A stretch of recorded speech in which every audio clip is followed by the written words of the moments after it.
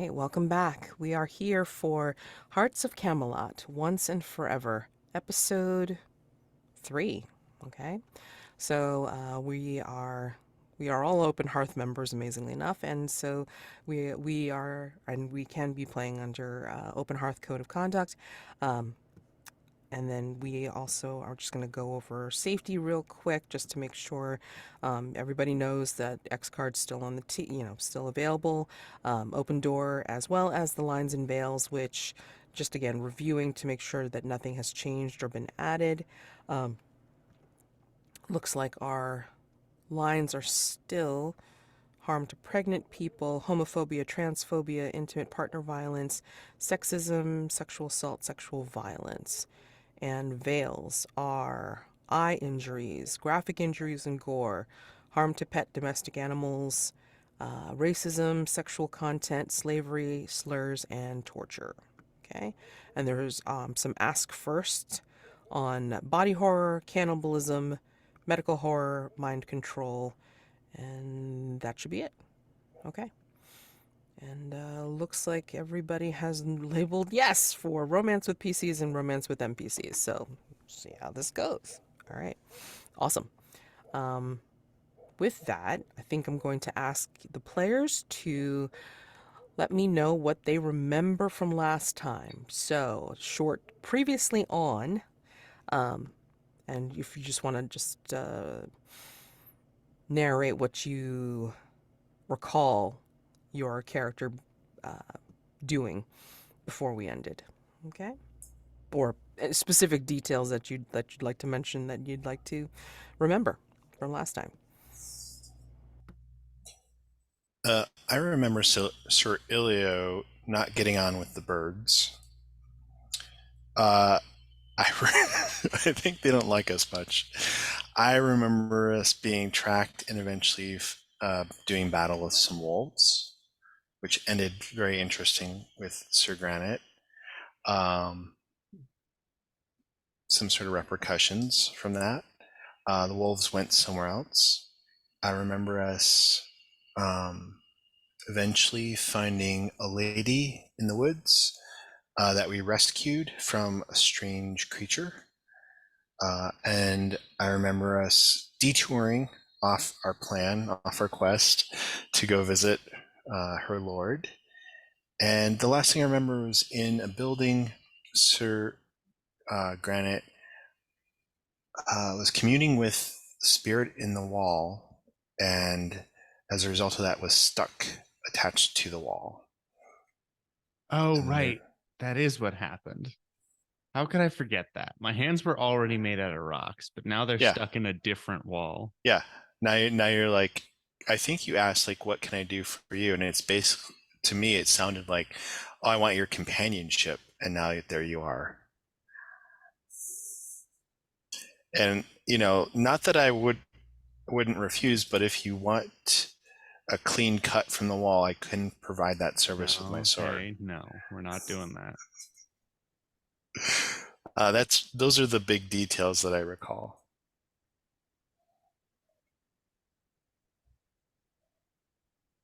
I Just have gonna that have to the explain very carefully.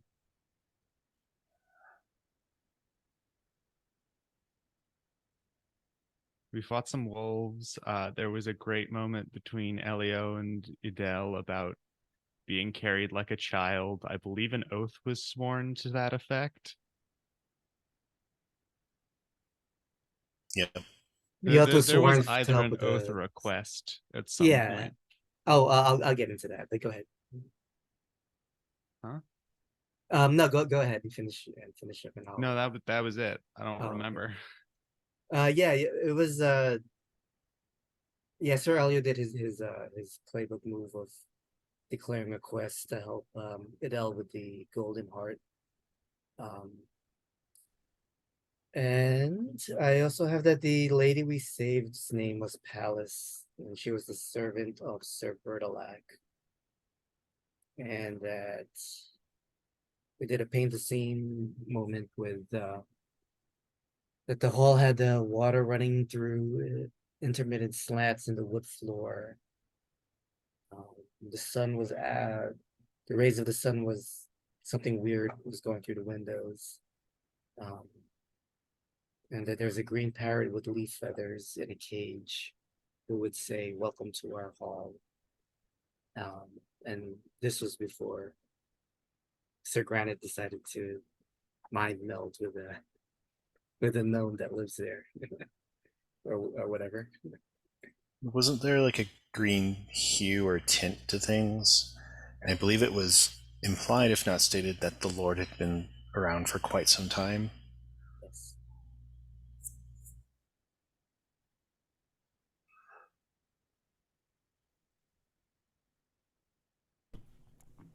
And so and so. I mean, as much as it's very obvious that Granite has his hand stuck in the wall, um, what are the other two doing? Have you wandered off, or are you seeing this?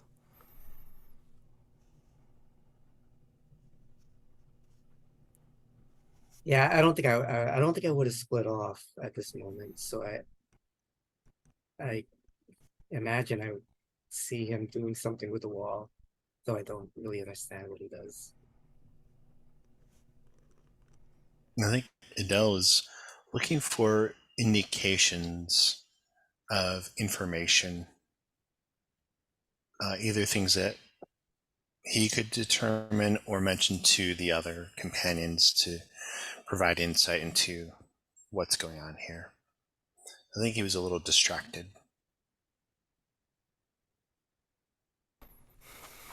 Yeah, I think you were the first to remark that there's no, or at least to find out that there is no heraldry here. This is a night. Pallas had referred to him specifically as Sir Bertilac, but you see no heraldry, no trappings of a usual knight, especially in such a resplendent manner as this. It's just very simply and sparsely appointed. So, um, but let me take it back to Elio for a sec. You're still there in the Great Hall, and then maybe your eyes are just wandering around taking it all in, but then your eyes fall upon Sir Granit, who seems to have been stuck in the wall. Are you trying to get away at all, Granite? Or are you, well, like trying to do the little tug?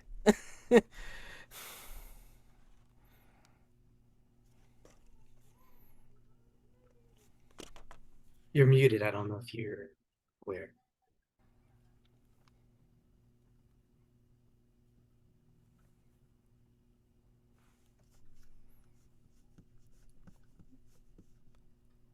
Hopefully we didn't lose him. Sorry about that. My roommate knocked.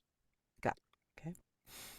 Uh yeah, I mean, do you kind of stay where you are, Granite, or do you try to tug at your hand to remove it from the wall?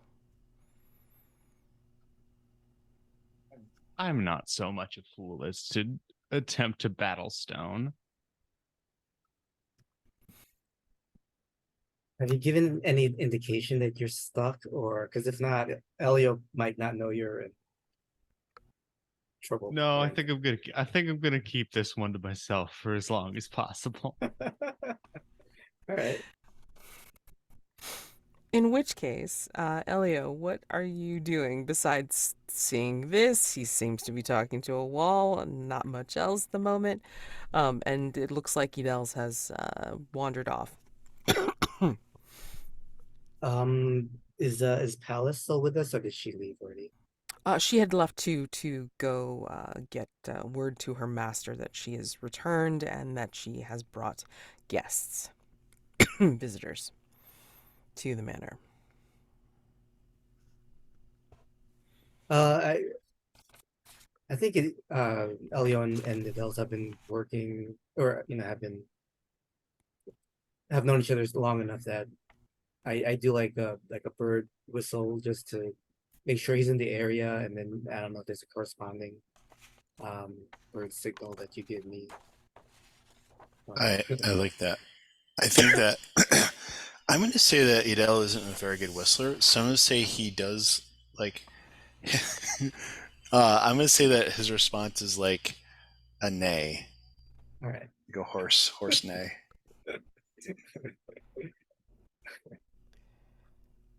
I shake And my head. at that point, I think the parrot in the cage in the hall, like here's the call and response, and will do the same as if they're gonna mimic what they heard. And so you hear the bird whistle, and then you hear a strange neighing coming from the parrot, and then pipes up with, "Welcome to our hall."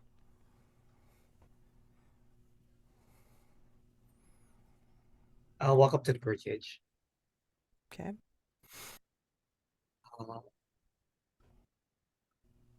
Kind of tilts its head and looks at you, and then does this very, I think it's a bird like thing because I have seen them do this, but I think the bird will kind of do the turning of the head, like it's almost like, side, like, flat, horizontal, mhm. but then like also like, go around itself and like kind of turn and like, flick its tail at you and then just come back around again and said, "Welcome." uh, I assume you're not Sir Bird alive. Do you have a name? Hmm. That's right, because you talk to animals. Would you like to like seriously talk to this particular natural animal? I mean, I count birds as animals. I mean, it's like it's Right. nature for Christmas sake. You know what I'm saying? Um, what do you think? Do you want to use your? If you wanna, I mean, so obviously there's something odd about this bird. So you can play it however you want. I will try to talk to it in bird, um, but it can respond however you wish.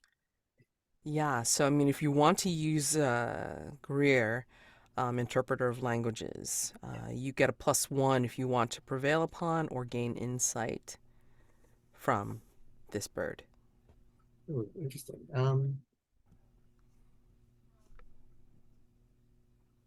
Yes, and I guess the ultimate goal is gain insight about the bird in order to gain insight about Sir Bertolak, is what I'm thinking.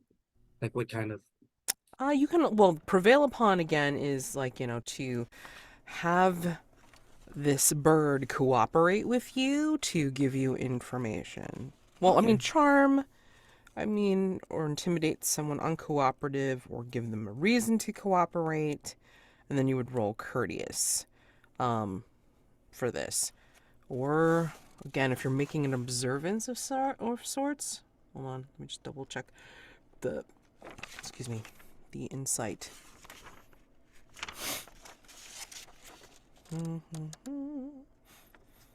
Yeah, gain insight, memory, observation, or education to understand a person, place, thing, or situation. Then you would roll with wise. So, what do you think is appropriate here? I think I'm more direct than I guess I was thinking. I'm just gonna do prevail upon rather than try to do an investigation. Okay, So sure, sure. yeah, so prevail upon is what I'll do. Okay, give them a reason to cooperate. How are you, besides, you know, your natural affinity to the animals and birds and such, because of your move, how do you convince this parrot to you know Yeah, the same way you do with any animal, give it food. oh, I pull out some bread or something. And offer that, and okay, hopefully I'll have more luck with this bird than the other birds.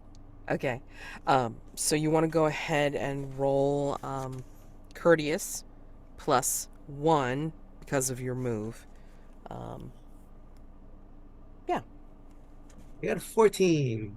Whoa, nice. So got 2 6s. What is that, a special roll? Or Yes, is it that is. okay, Hold cool. on.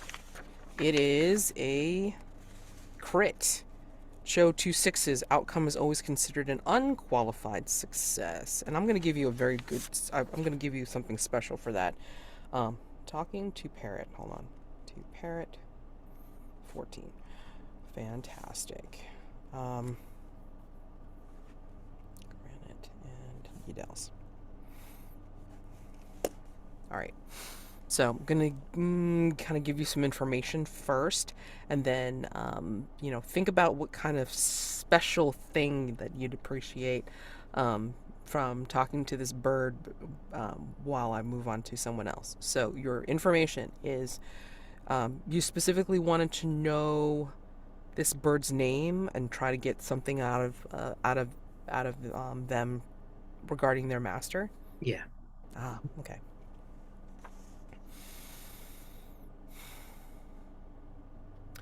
This parrot does not speak to you in mimicked squawks like they would normally do. And this parrot would say that they are... Hold on. Let me think of a name here really quick. Sure. Yeah, I think the parrot's name is Urian. I'll put that in there. And tell you that Sir Bertilac will welcome you as guests, but will expect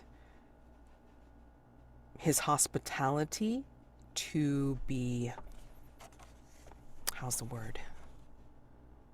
Paid by a favor.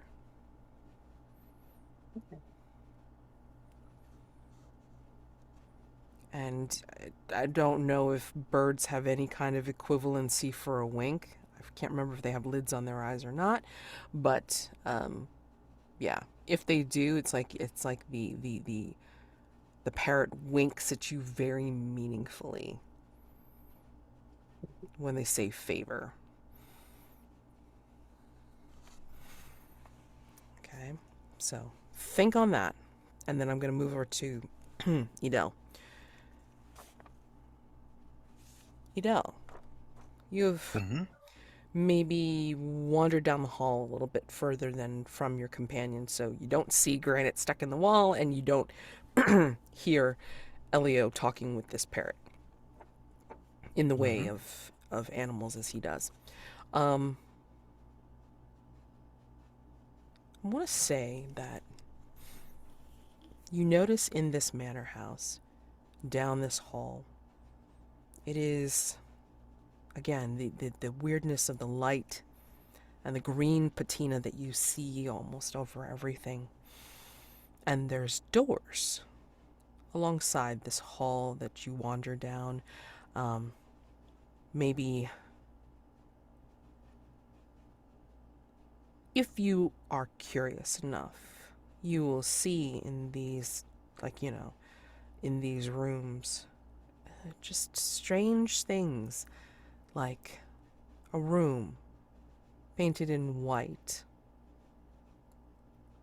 with what looks like a chessboard on the floor, black and white squares. And then maybe in another room, you see what looks like beige colored walls of a different sort, still of stone, but you see the sole thing in the room is a cauldron on a pedestal.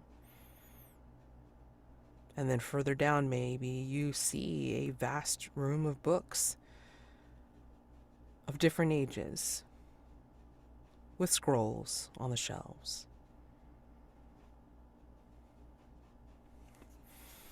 Okay. So we'll give I'll continue to describe this, and we'll get Chris back when he's able. So yeah, do you continue to wander down this hallway, or are you going to enter into the rooms? I think Ydelles is just gonna wander, Okay. take in the sights.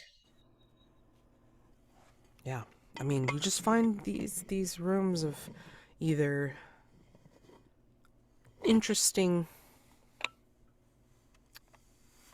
configurations or bare, except for a single item of some sort. So, and I will ask Sir Granit when he returns what he sees. But let's do a little paint the scene here. What other rooms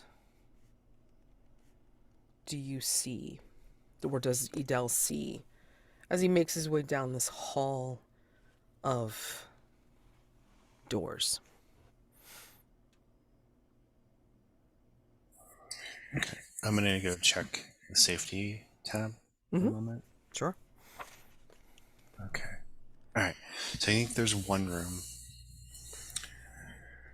where it's covered in ivy, and there's like an old, perhaps a stone chair or throne against one wall, and there's a figure sitting on it, and both are covered in ivy. Can't tell if the figure is a sculpture, part of the throne, or if this was once a person. And there's little insects crawling around. The room is, humid. There might even be this sense of like a breeze coming from nowhere in particular. And this has that sort of like deep forest scent to it. And another room, there is, I'm going to say it's set up.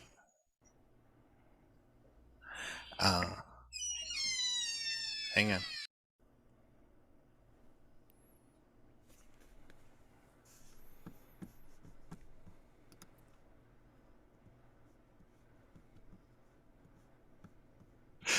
Sorry, my partner just got home.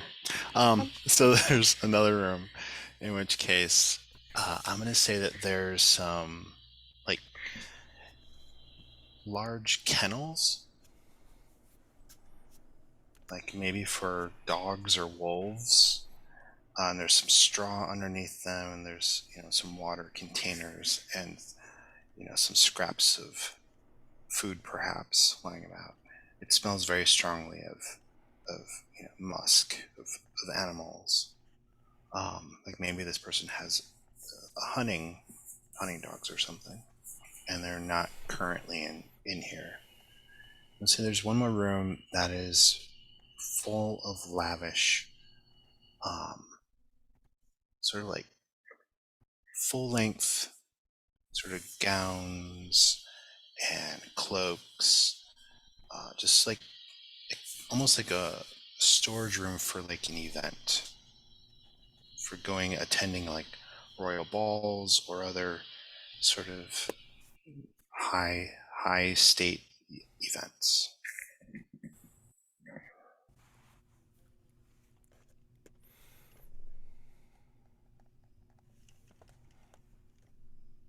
Okay. And do you have a room in mind, Elio, that you might be seeing down this that Ydelles might be seeing down this hall? I think there's a room where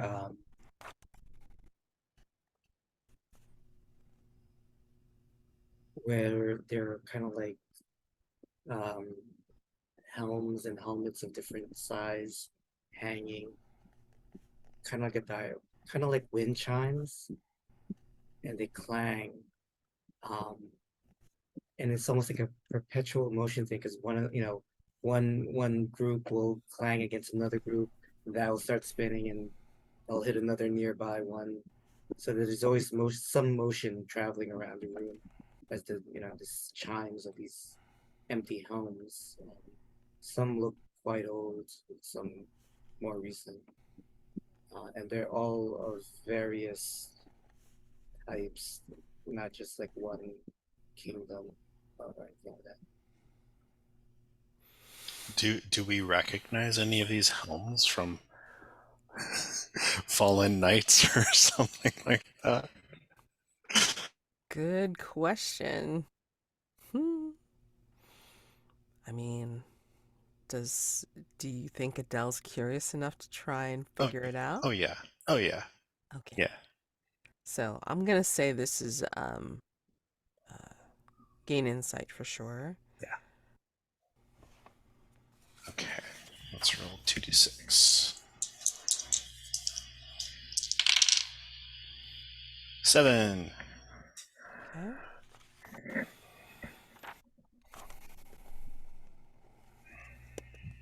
Yeah. 7 is you succeed in figuring this out, and there is a misfortune that you find. Oh dear. For 7.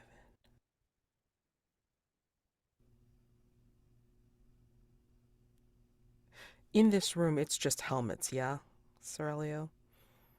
Okay. So I think, yeah, you get pretty curious. And you go and into the room and investigate.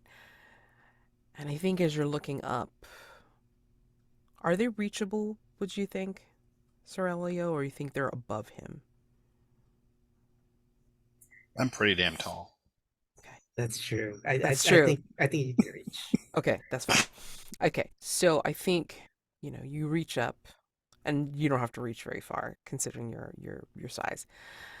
You reach up and you pick out one or two that look familiar to you, and I think you do recognize these two helmets, these two helms, as belonging to maybe knights that you knew, that, like, as there were classes per se, right? I mean, like some different levels, and you came up with Sir Elio and Sir Granit. Maybe you recognize these helms as of knights that came, that graduated before you, and so you maybe recognize the engraving, or the initial, some kind of like identifier on these helmets, as being of two that were a few years ahead of you in the knight's training. And you see blood inside.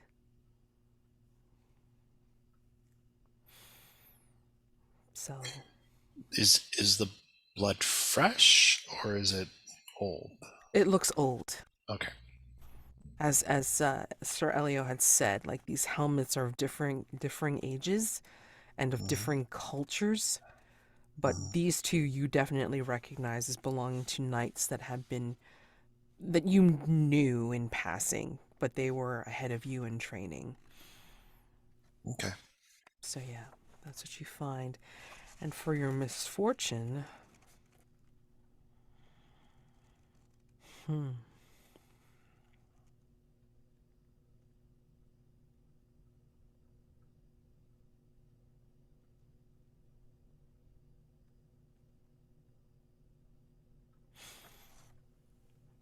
this is a day of me not being creative, so I'm going to ask you to help. What do you think? What do you think complicates things after finding those helmets with the blood in it? I think the door closes when locks be in the room. Because, it senses me as a knight or something. That's what that's what I tell myself.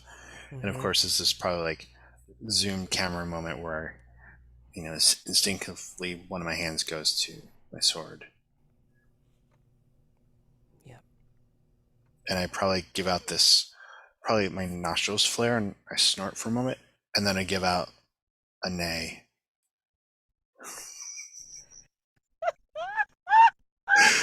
Like you'd expect me to give out a curse word or something, and then out comes this horse's neigh. Right. Because you're trying to call out Sir Elio. Oh my god. Yep. All right. Before we get back to that, oh god, I gotta write this down. Holy shit. Too damn funny. Okay. So, your companions are in a bit of a pickle, Sir Granite. What are you doing at this wall?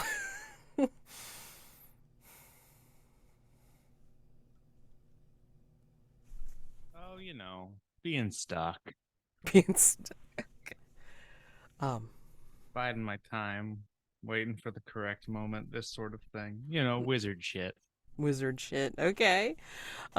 So what would you, sir, like to do in this particular moment? Nobody hears the nay, just so you know. I think once the door closes, it's pretty much like your own in your own section, and so nobody can hear you scream. Sorry.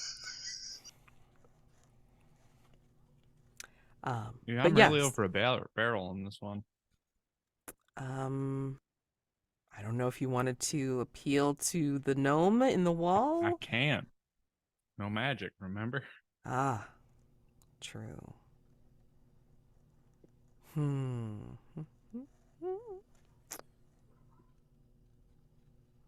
Well, it's not emotional spiritual turmoil. Okay, so let me just remind you, you can spend destiny if you want to, let's see.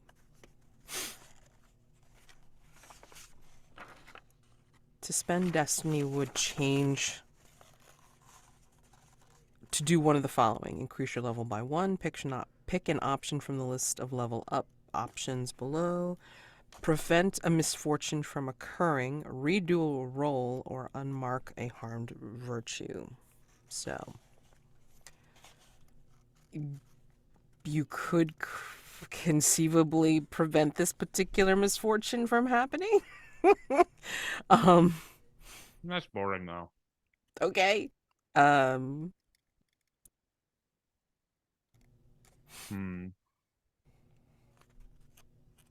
Yeah, there are no other gnomes, are there? I guess Quarus is still in my helmet.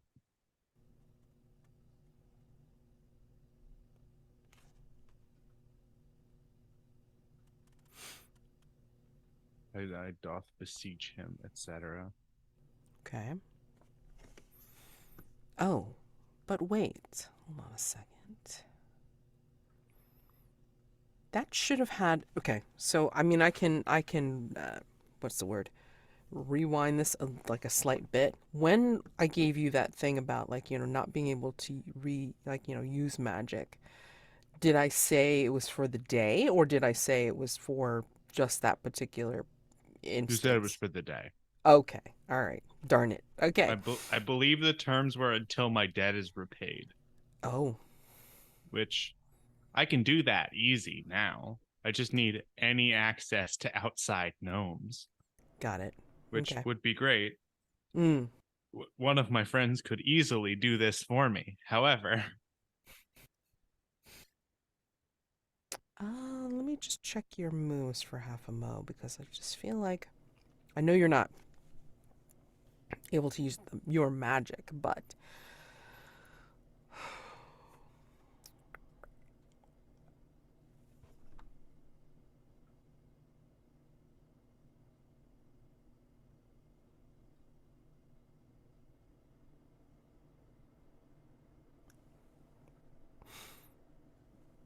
I can also remind you that at any point, let me see. Oh no, that only does just increases your level by 1, which I think only gives you an advantage if you're trying to have a better status than someone else when you battle. So never mind. I was gonna say it's like if you could take a level up, that would be great, but no, you cannot. At least you am I can't get being the forced benefits. to do gnome war? No more. Do battle with a gnome? This is It interesting. occurs to me actually Yeah, that that's interesting. there are no other gnomes here. So I Hmm. could, if I was so inclined, break my compact with them and they would never know. I mean, if you want, you can. Let's see. Give me a second. Da, da, da, da. Would this be in a dilemma? Oh, Would yeah. you... Okay. So, I mean, probably not a capital D dilemma, but I mean, if you're gonna make it a capital D dilemma, I'm gonna say this is endure heartbreak, because like you're going through some kind of conflict, and it's Yeah, okay. Let's endure some heartbreak. yeah. All right. So tell me what you will do if you lose control. Some choices are flying into a rage, collapsing into a faint, retreating in tears, or something similarly melodramatic. Break off my hands, probably. Oh man. Ooh. Ah. But considering the way magic works, that might not be. Oh yeah, no, I could do all sorts of bullshit. Yeah, exactly. But yeah, I mean, like, And or like could traverse the wall and kill a gnome. ooh, yeah. That would be fun because then all of the stone here would stop being solid.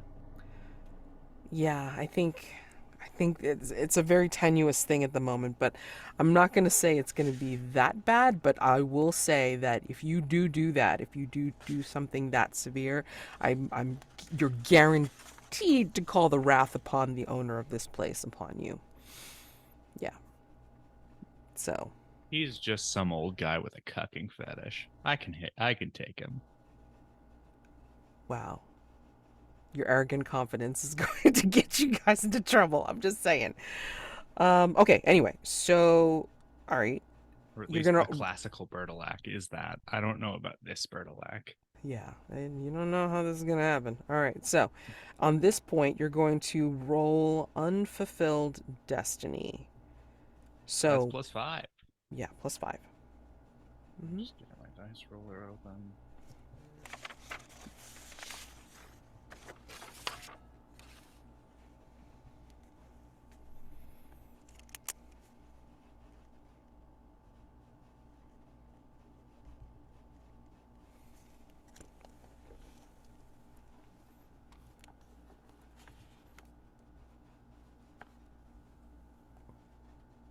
All right, that is a 5 on the dice +5. 10. All right, great. All right.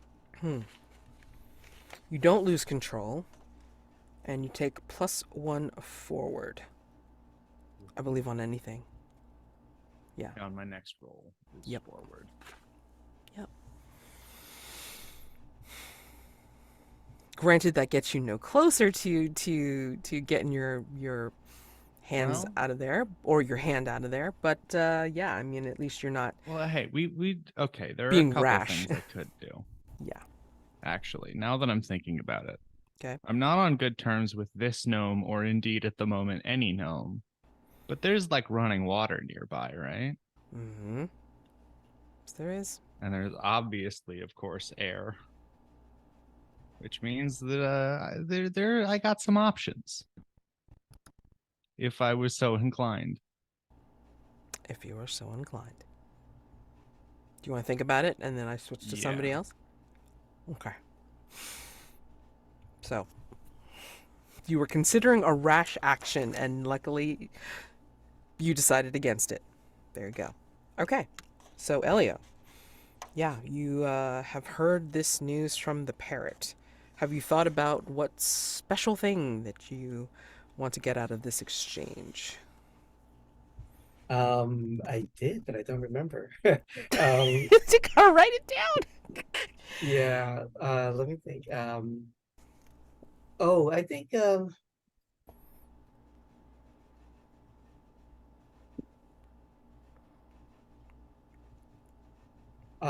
whatever, because I'm sorry, just 1 second. Yeah.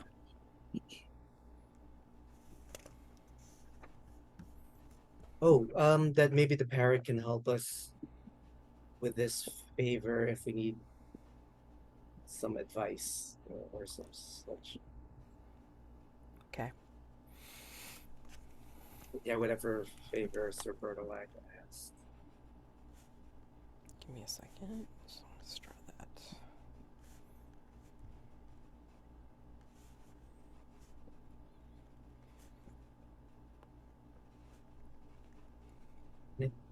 Okay. I think every now and then I'll whistle just to hear Ydelles You don't hear anything. So I'll whistle louder. I don't hear anything. No. Sir Granit, I think Ydelles wandered farther than is wise. And then I look over to Granit if he doesn't respond. What was that? I said I think Sir I think Ydelles has wandered farther than is wise. Um, are you okay? Well, I can't be of much assistance with the wandering at the moment, but I'm not in immediate danger. Are you in eventual danger? Of starvation, perhaps? Thirst, more readily? You seem to have grown attached to the wall. Not by choice. Is this some sort of attack? Are we in danger? I've run afoul of the castle's spirit. All I need from you is to go outside and fetch me a stone. Any stone.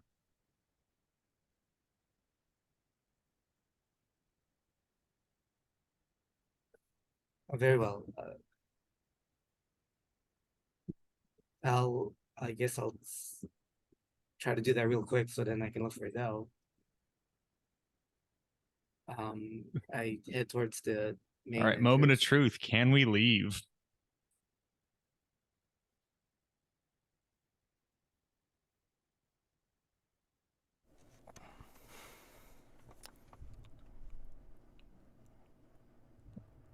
I'm going to say you try the doors, Sir Elio, Mhm. and right now you cannot find the handle of the great double doors. You see no discernible handle or ring or any way to get the doors open. Ah, Lord. I'll yell for Palace, and I assume there's no response. You actually do hear a response, but it sounds very distant.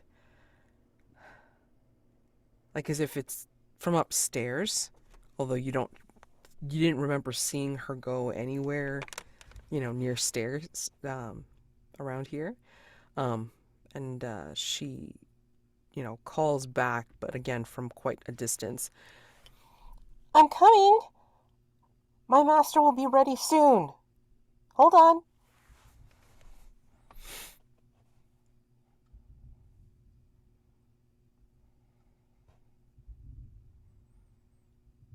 I'll race back to Sir Granite.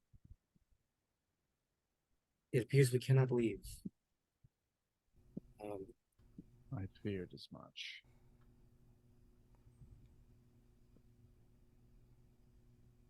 You still have your water skin with you? yes. A You're drink, thirsty? perhaps. Please, I beseech you.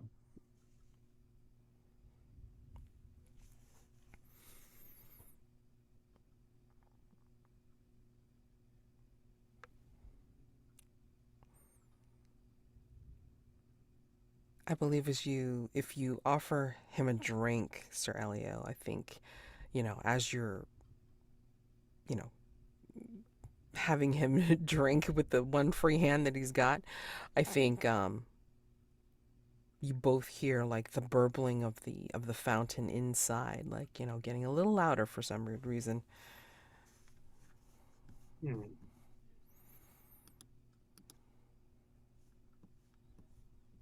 Right. I do offer you water. Yeah. Okay. how to do this. All right, you said there were like channels, or we established at some point that there were like channels of free flowing water. I mean, there's the fountain in the great hall that Okay, and we are in the Great Hall currently, yes? you two are, yes. And you established from the gnome that spoke to you that the waters run deep and come from underground and from life itself. Okay. So what I'm going to do is take a mouthful of water. Or I guess just take the whole skin and dump it out. My end goal being creating a continuous stream from where I am standing to the nearest like point of flowing water. I mean, it's visible to you for sure. Okay. Are you trying to do like epic sorcery? Is that what you're trying to do? I mean, no, not really.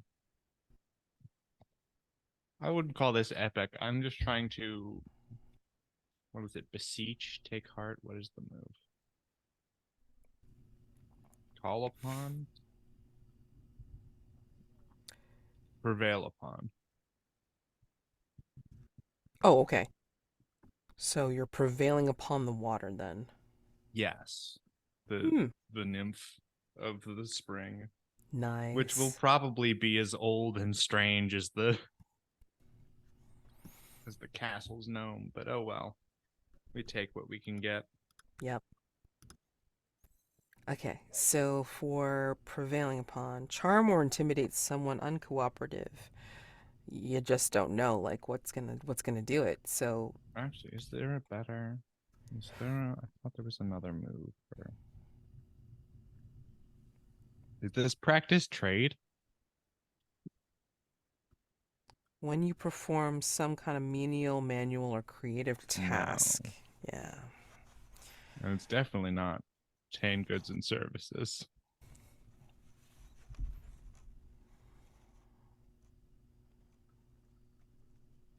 Either way, this feels like a courteous role to me.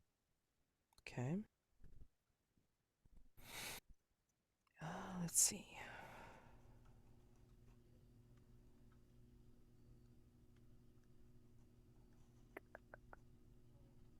Is that?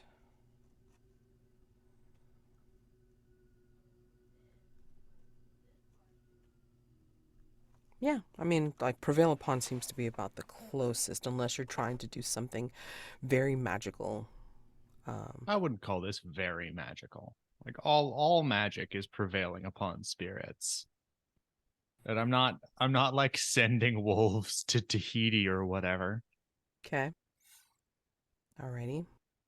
Well, I mean, again, if you're, tell me what you're doing to give the nymph a reason to cooperate, and then I'll ask you for the role. I mean, what does the nymph want? Truly, what does any nymph want? Perhaps I need to gain insight. I'm sorry that this is so labyrinthine a process.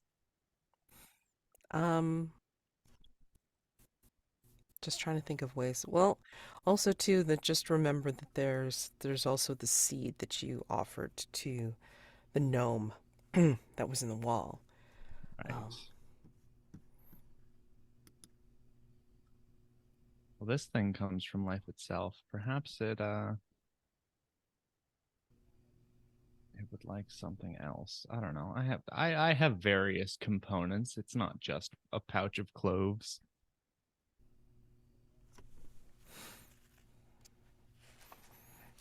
just Yeah, tell me who you want to speak let's to.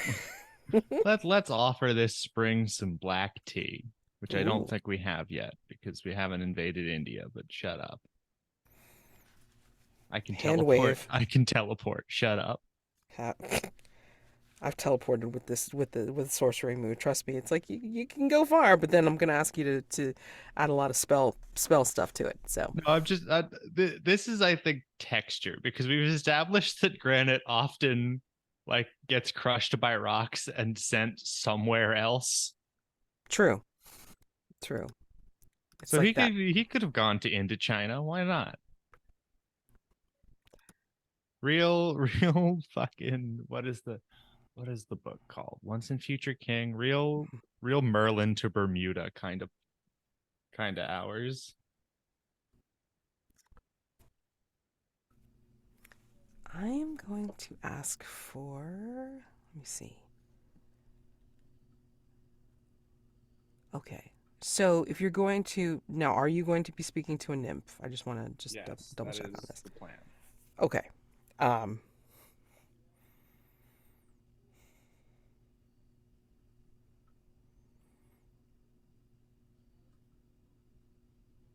Yeah. Try prevail upon. Roll courteous, and let's see what happens. Because if there is a misfortune, it's like I already know what's going to happen. That is an 8. Okay.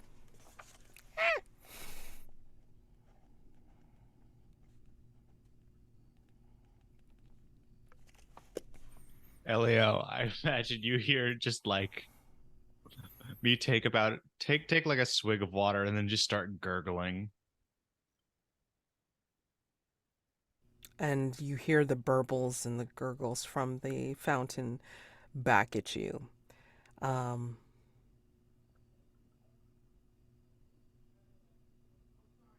and they say in a bubbly voice, I should say, "So, what is it you want? You seem to be stuck." You, more than most, should understand my desire for freedom. Of course, but I can duck under the current and go deeper than this place.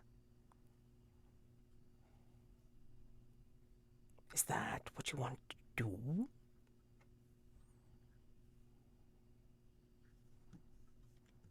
Yes.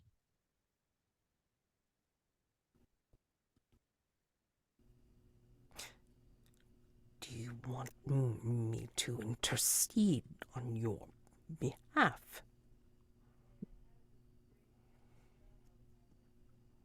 Only in the matter of my hand.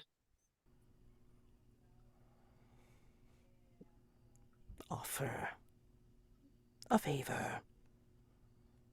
Now or later? What will it be?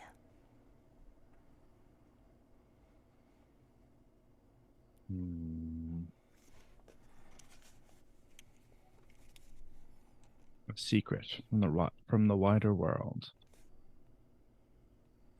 Knowledge beyond life.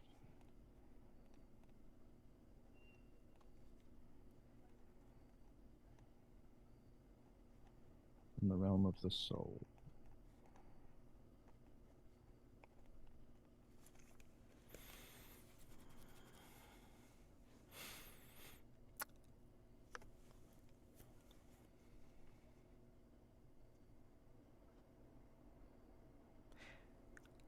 I think, and I'm gonna ask for, I'm gonna ask if this is gonna be okay, but I think she burbles. She kind of like, you hear a giggly burble, and then she's going to say, realm of the soul. Is that living as a human or loving as a human? All this and more. And you will hear the laugh coming not only from the water that you splashed on the floor, but also the fountain as well.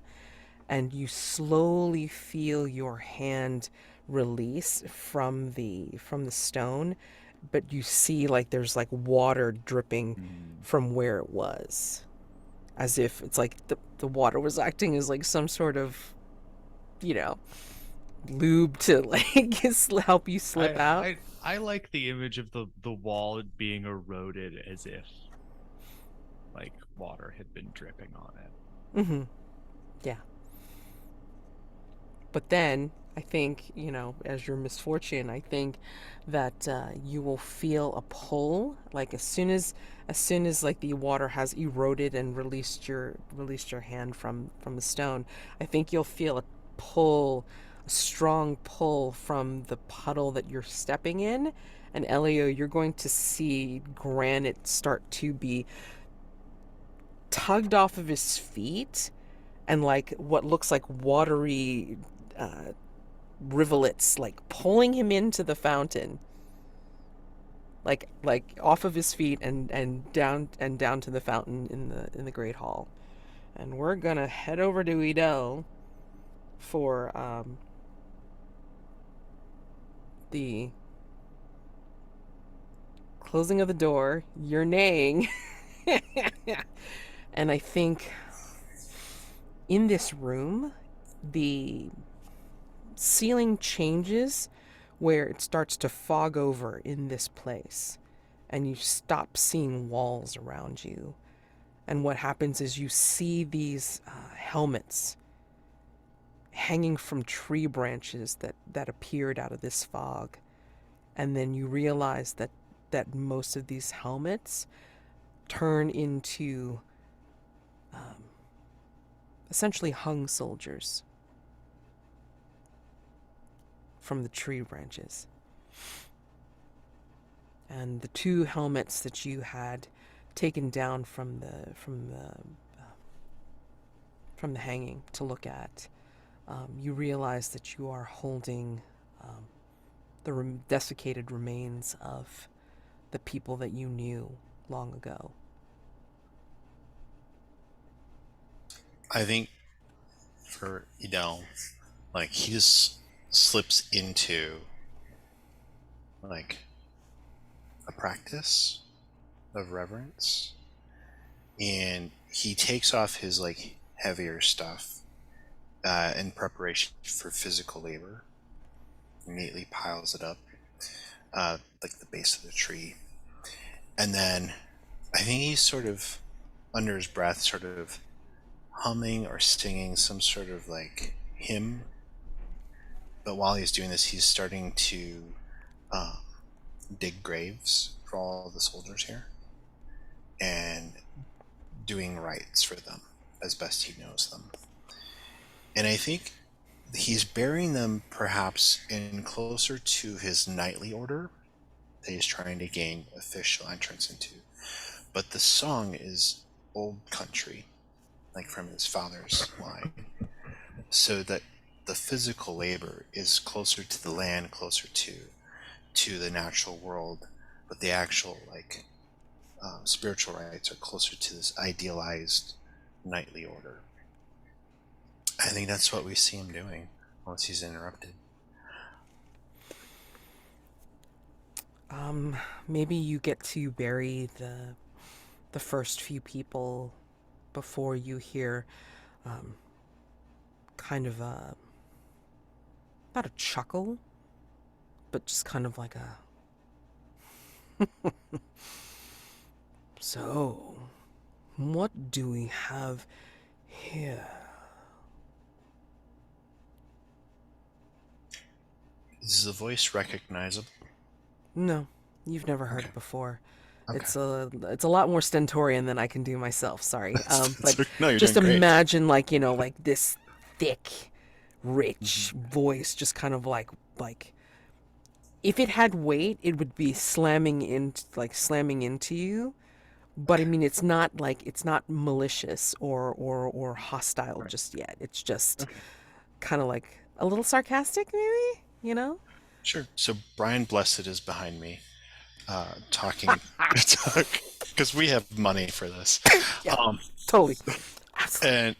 and I feel that Ydelles is just, since it doesn't seem threatening yet, I Yeah. think he's just gonna kind of grunt as if, I'm busy here.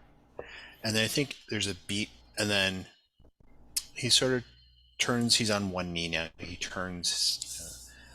His hands are dirty and whatnot, and he looks to regard this person and says, "You're welcome to help in the matter, if you wish."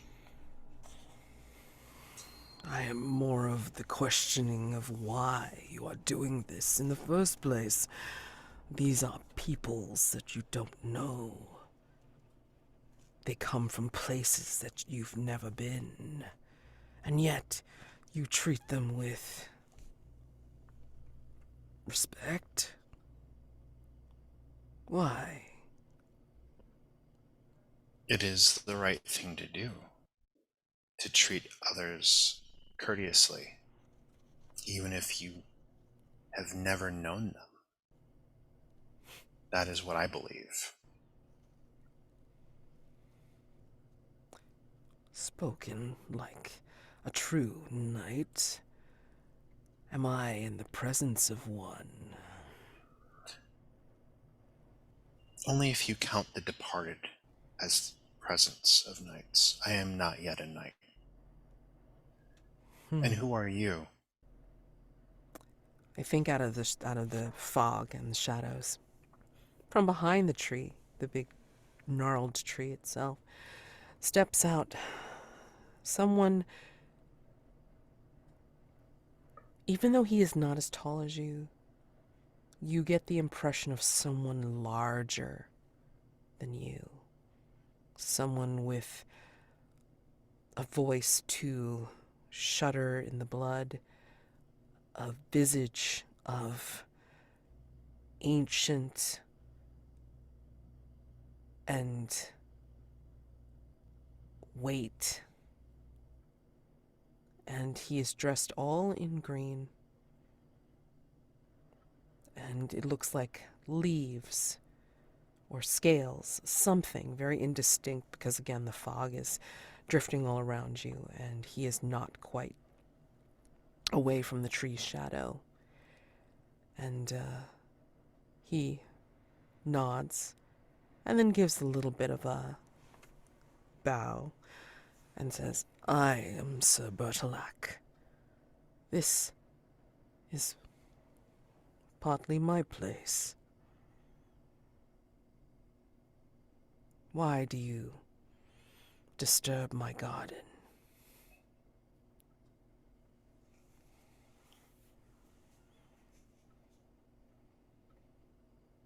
I think he continues with the work.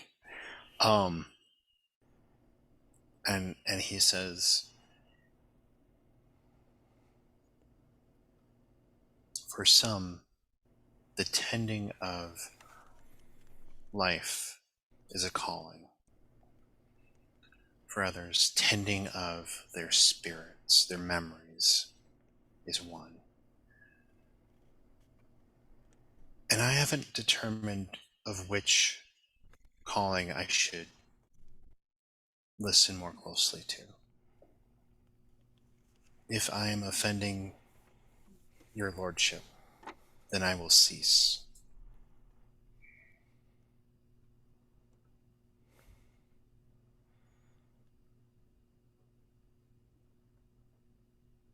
One would almost think that you are completely genuine. You are a strange one, aren't you?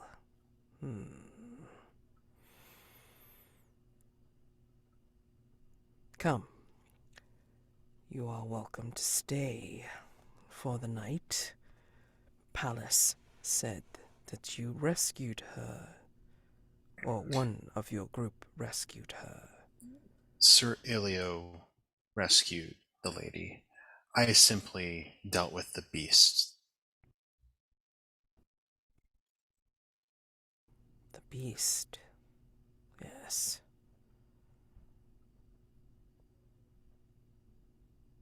A throwback of times from before where there were other places that would encroach upon our world. and still have their roots deep into our realm. So Ydelles will, I think, finish up with the work that he's done, and then, get up, brush off the dirt, gather his equipment, and bow respectfully towards his.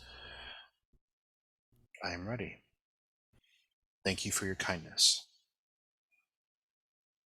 He bows his head a little bit, and then he will gesture towards a place in the fog, and it's almost like you see like as if somebody has blown a space in the fog, and then the door is revealed, and it swings open, and then you see the hallway of the manor.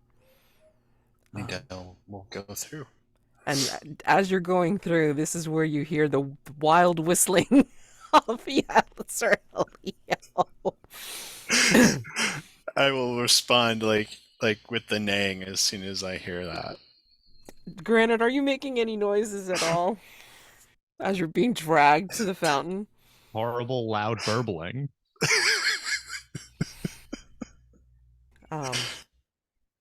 And I think like in response to your burbles, like maybe you're understandable to her. I think the nymph is playfully burbling back, which is why the fountain is louder, and just saying it's like, you have to come with me. You have to say that you are returning the favor. Show me the secret. Show me living and loving as a human, but in my place, my space. And this is where you feel like the damp and the wet just like kind of like creep up your clothing, and like, if it had hooks, it's like it's literally like the tendrils, like you start to see like the water rivulets like moving upward your body, and then like, like pulling you further along. Elio, are you keeping up? Are you trying to do something? Yeah, I'm gonna try to grab Granite's arm to keep him from being pulled into the fountain. Okay. Tug of war with the knight. All right, great. Let's see. So this would be raw physical might, or defend someone, something, yourself from physical danger. Either way. So if you're using either apply force or defend from harm, you're rolling with vigorous. Okay. It's just a different application of such. So apply force. On a success, you manage the feat, like whatever it is. Or if you defend from harm, then on a success, the harm is prevented, like you just keep them from being dragged down, and then you would receive +1 forward on your next roll. Okay? So what do you think you'd like to do? I think the intent would be to defend from harm. Okay. Alrighty. So in this case, it would be essentially, trying to defend Sir Granit, and then you'd roll vigorous. I rolled an 11. Nice. Okay.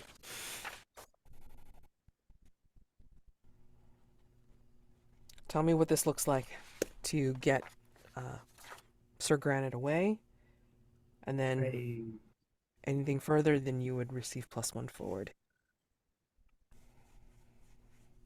I think I grab him and I what the ground is wet, so I'm starting to slide towards the fountain too.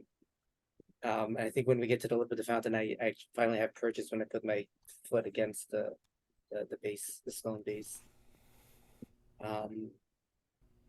Does Granite seem like he's resisting, like he wants to be pulled in the fountain? I can't tell. No, Okay. Granite's not. Granite's super. Listen, he's kind of he's a stone-faced guy. It's kind of hard to tell, but you've traveled with him for long enough to know that this is not something he's into. Right. The things he is willing to do, he does uh as forcefully as possible, we shall say. Right. So I think I think that between the two of you, I mean, like, Sir Granite trying to maneuver away, excuse me, and Sir Elio, like, with this, excuse me, defend from harm. I think yes, you're able to, like, I don't know, like bat the watery tendrils away, and you're able to drag and just, like, keep Sir Granite from getting into the water for sure. All right. Yeah. So if you're gonna, hmm, she's gonna keep going. She's going to continue to try and grab at you, um, Sir Granite. What do you want to do at this point? While Elio's got you, and you have purchase on, not going completely into the fountain. It's burbling really loud right now. She's I yelling mean, at my you, my and Elio next hears the big burbling. dumb plan. Like I could try and explain things to this fountain, but that's not I'm not really a facts and logic kind of guy. I think my plan is to call out to the gnome in the walls and say, "You want my companionship? I you shan't have it if I'm in the spring." Putting them against each other. Damn. Eventually, we're gonna have to talk to the stale ass air in this place. Oh my gosh. Let's see. Uh, hmm.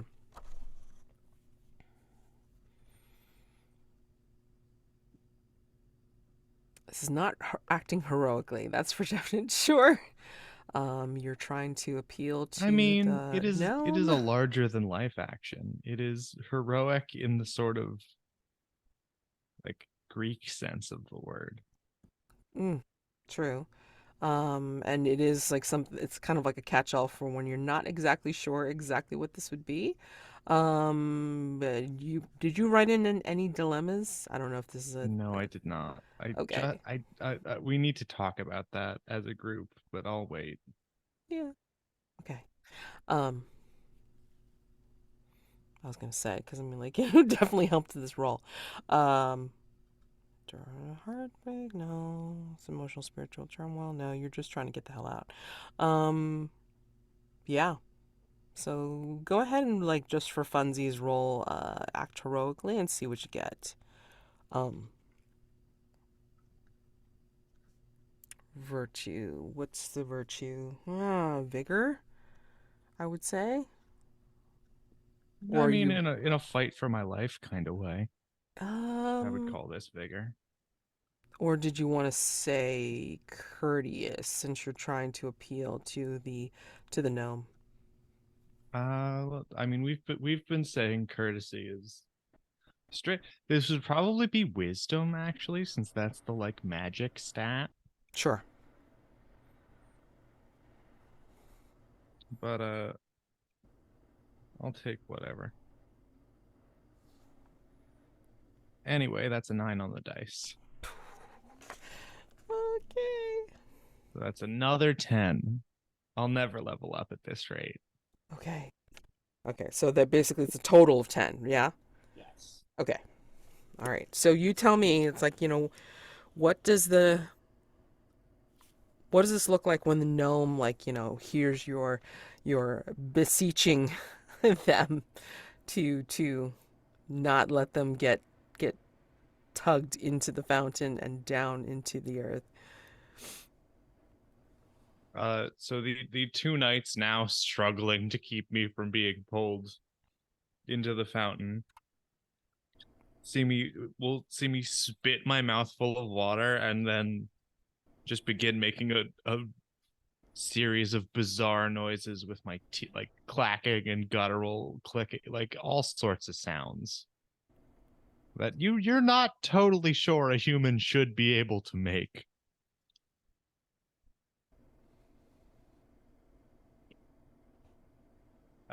But what I am saying is that this spring seeks to prevent our bargain. I am powerless to stop it. Please intercede. I think this is where the rocks surrounding the fountain start to move and like tip over and continually to tip into the fountain until the fountain is covered over and all you see left is rivulets of water that are trying to burst out from the rock cover, but again it's just damp water that's like seems to be trying to push its way through, but then you just see little spurts. And I think you will hear distantly from the burbles, I think you'll hear, "No fair. Cheat."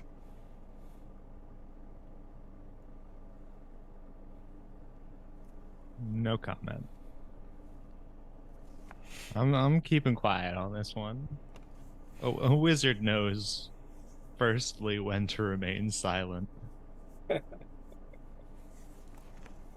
And I think as you pound up, Ydelles, well, we'll wait until David comes back. But I think I think, I think the scene is like, as you're pounding up, Ydelles, you see both your companions like slumped next to the water, or I should say next to what was the full fountain, but then now it's like it seems to be covered over in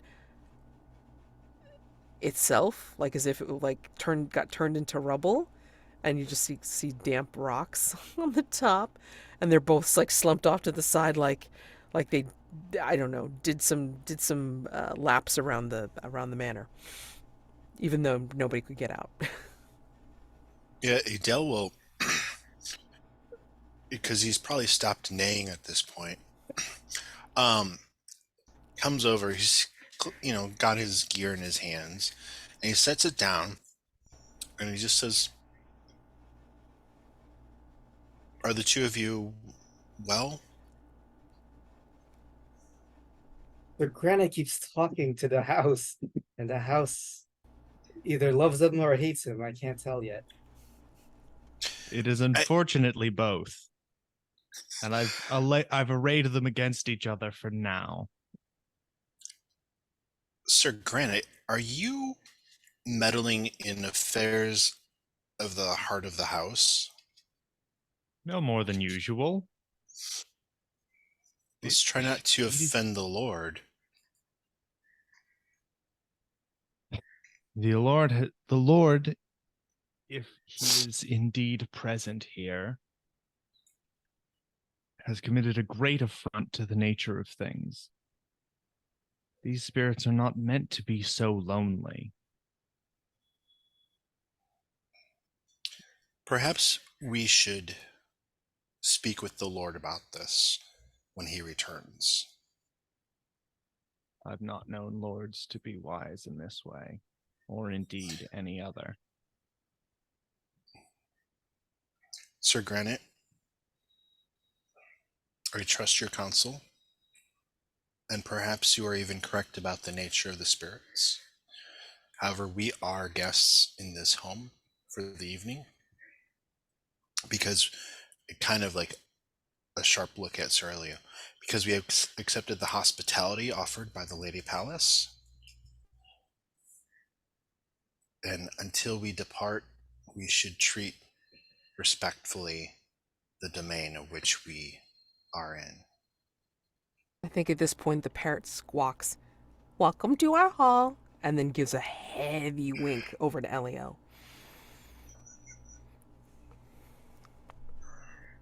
And at this point, Palace comes rocking up with like her clothing is changed into like a finer linen gown with like what looks like an over police on it, to just again like make like her role as a servant, but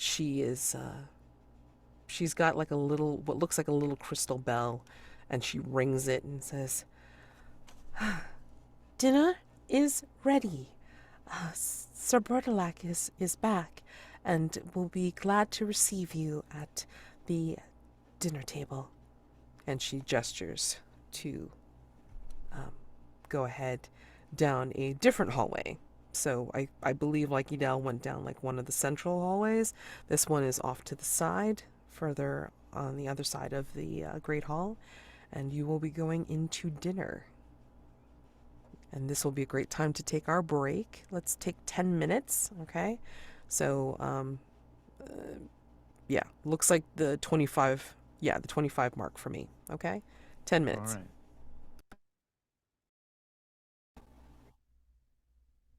Okay. So, yes, you follow Palace down this other hallway. And you don't know how long you've actually been in here. You saw the sun literally, shining in the windows, rays of light. And now it seems like when you pass the windows of this particular hallway leading to some kind of grand dining room, you see that it is now twilight outside. You see stars in the sky. You see maybe snow on the ground and the trees just reaching up for the atmosphere. And I'm going to say that, Ydelles, I think as you're looking outside as well, maybe you see the silhouette of a tree that looks like it has shapes and silhouettes hanging from it.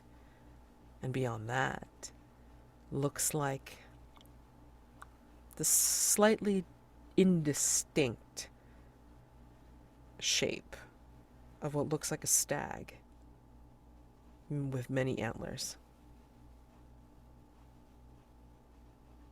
And Palace continues to show you onto the dining room. And just like the Great Hall, which is, again, simply appointed, this dining room is also cavernous, simple furnishings. A large table, though. And tell me, what do you see on this table, or excuse me, in this dining room that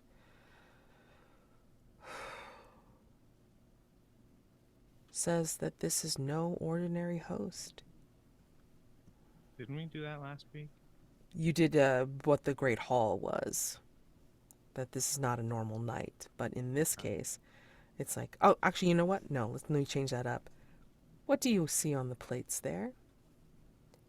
It would have, it's as if Palace or whoever made this meal knew what you wanted at this moment. Here to eat. To eat, drink, and be merry. What do you see on the table?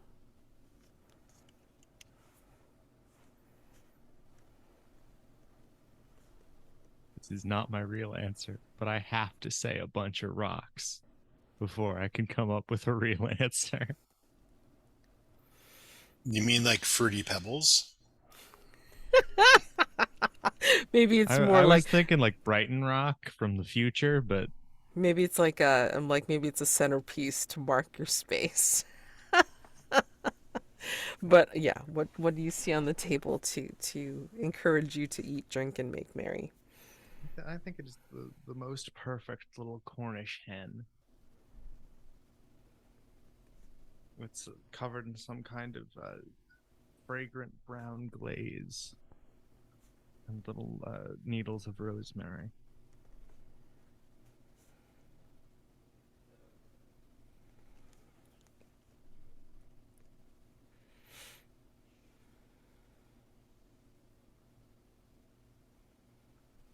I think I see. I think Elio sees a nice juicy steak with gravy and green onions and a whole clove of garlic and wine. I think for Adele, we see what might be considered like a large vessel, and it looks like there's a broth in it with some vegetables in it, and it has a sort of earthy notes from like potatoes and turnips and those sorts of things, yams, and it's got some various spices in it. And Ydelles seems shocked to see it. Um, he says, "Huh, I haven't had this since I was a child. Supposedly my mother made it."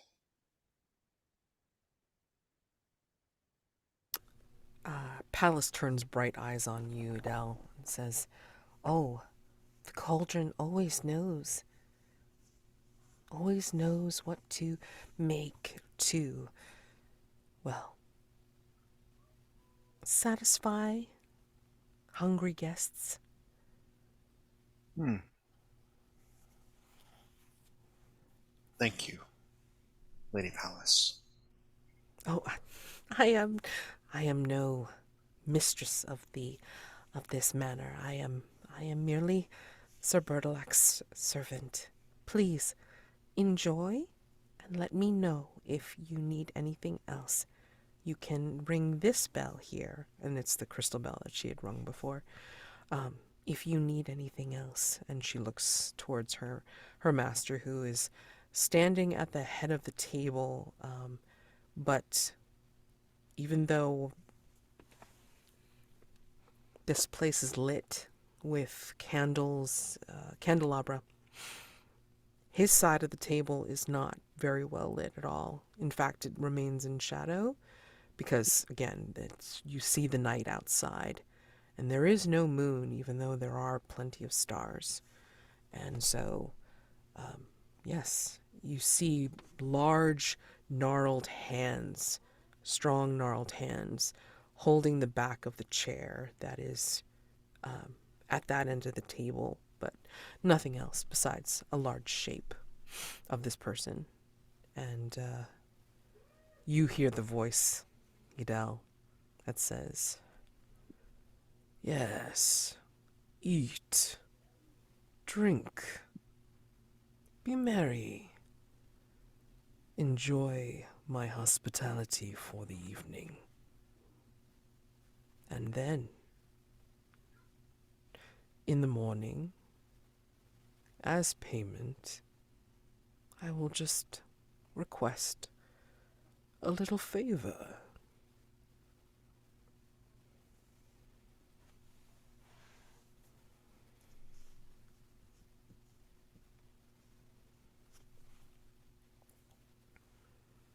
What do you do? If it is not beyond my station, my lord, I would ask that you expound somewhat on that favor so that we are better able to meet it when the time comes. Refusal of hospitality is, of course, the gravest of offenses to a knight. We wouldn't dream of it.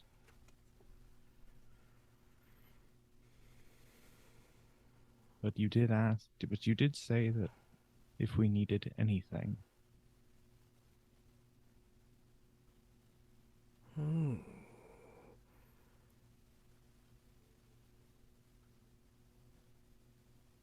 You must be true knights, then, to consider this decision with some weight. Most that come here and accept my hospitality merely partake and enjoy themselves as they should, but do not question what it might mean. I will tell you.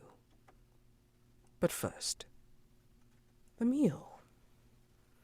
And this is where he will come out of the shadows, and you will see this large person, not as big as Ydelles, but I mean large enough where it's not only his physical form that shows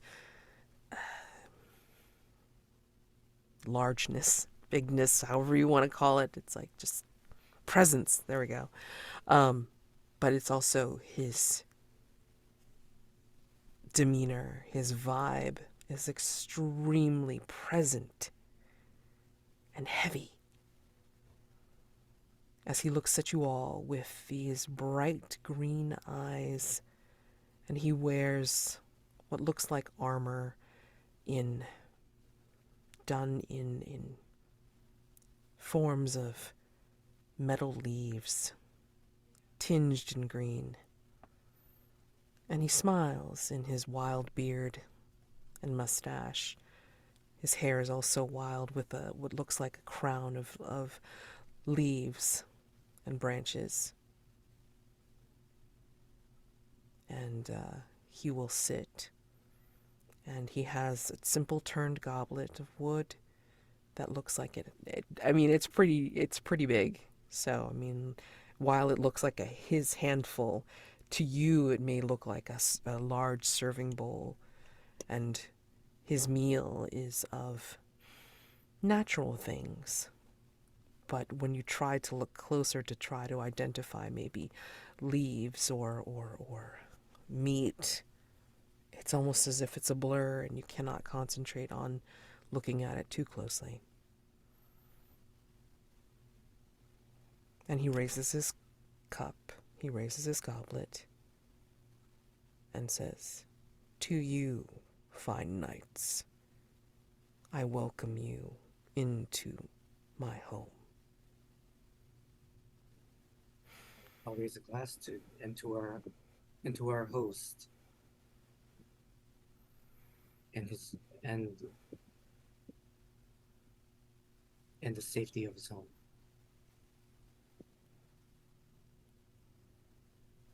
And at that point, he will take a drink, but watching you all over the rim of his own cup.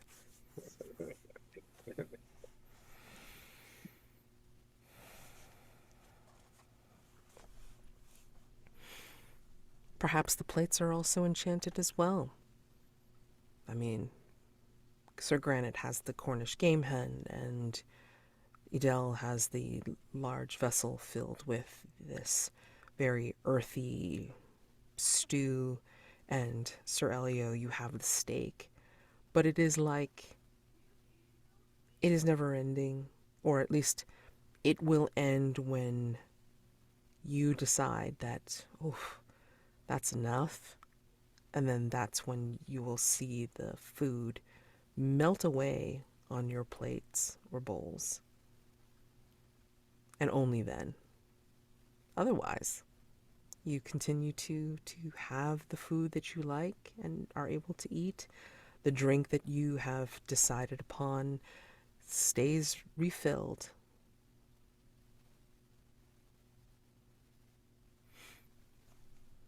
And when the night is finished, when Sir Bertilac is finished, he will just stop eating and fold his hands together and just wait patiently until you are ready. Do you chat? Do you talk to each other or about simple and ridiculous things as you finish your meal? I think I'm gonna ask to try a little of every, just to, hey, that steak looks delicious. It is. There's always enough. Yeah. And nothing happens when I eat off someone else's plate. Okay. Yeah. Yeah, you get your hand slapped. No, I asked nicely. I'm kidding. You might get a glare, that's all. I asked. Well, technically you said.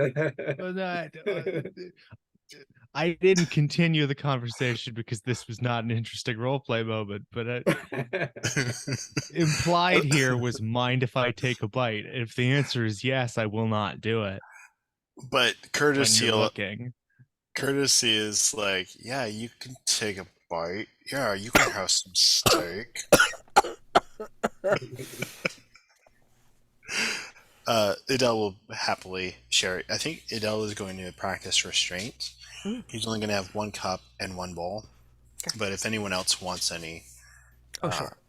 I think he's drinking mead, like Okay. a honey mead, and he's having his childhood like a giant stew that his mom supposedly made for him when he was a wee lad.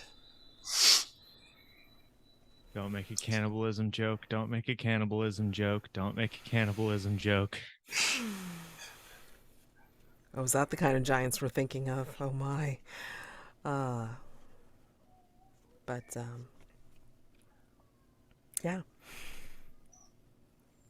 I think Ydelles will, once he's had his bowl and nursing his cup, I think he will share a couple stories that Sir Elio and Sir Granit may or may not know about those two knights, the two that he found from our own order.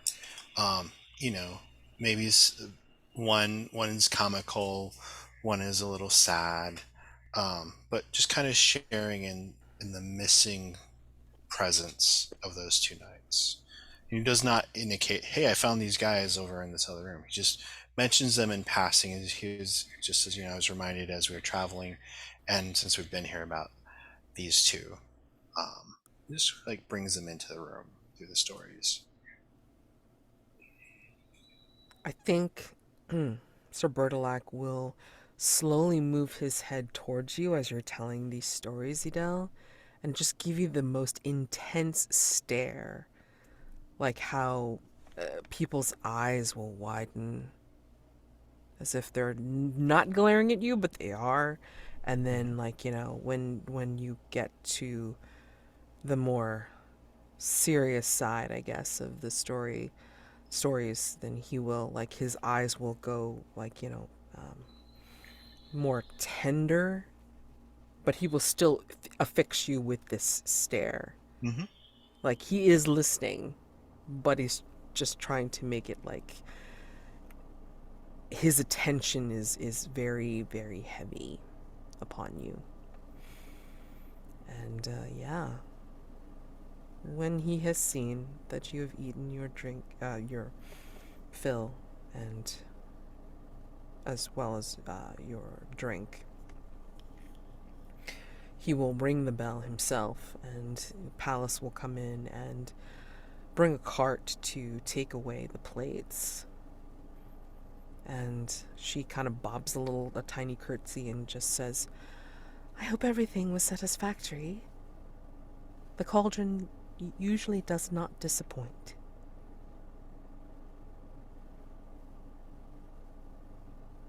It was as promised. Thank you. It was a meal fit for dreams. I think she has a little sad smile about that when you say that.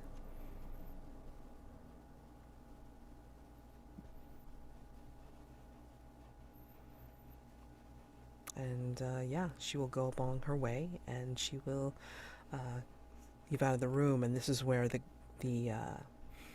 your host will lean forward with folded hands again and says, well, ask me what you wish.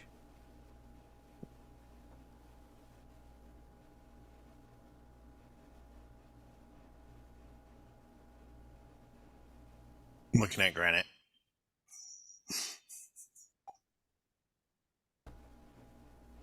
To what do we owe this hospitality?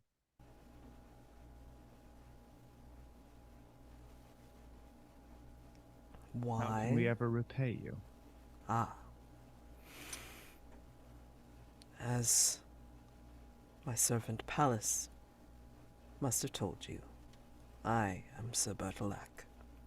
I am the lord of this manor. I merely, well, I welcome any and all who wish to come here or who pass a need shelter, or, as you have done, save my servant from possible danger and doom. It is much appreciated. That is the why.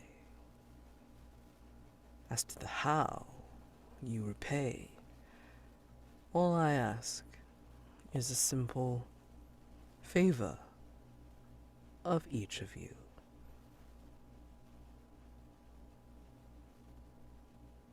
In the morning, of course, you have eaten and drunk to your satisfaction, and I expect that you will also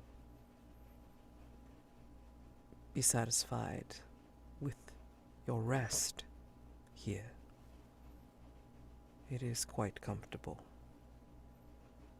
and Palace helps make it so. All I ask is a simple favor in the morning.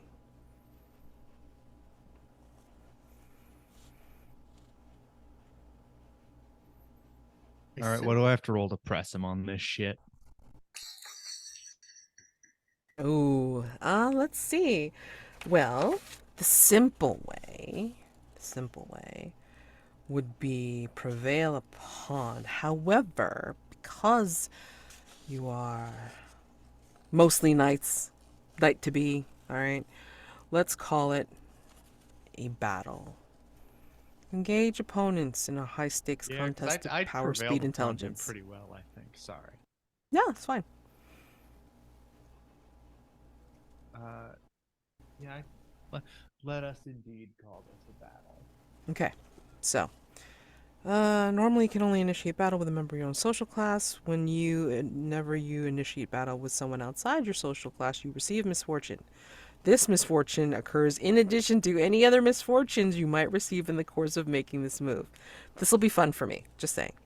Okay, so when you battle an NPC, you immediately learn their levels. So, yes, this is definitely a higher level NPC than you because he is a knight, well established, but he is also of more experience.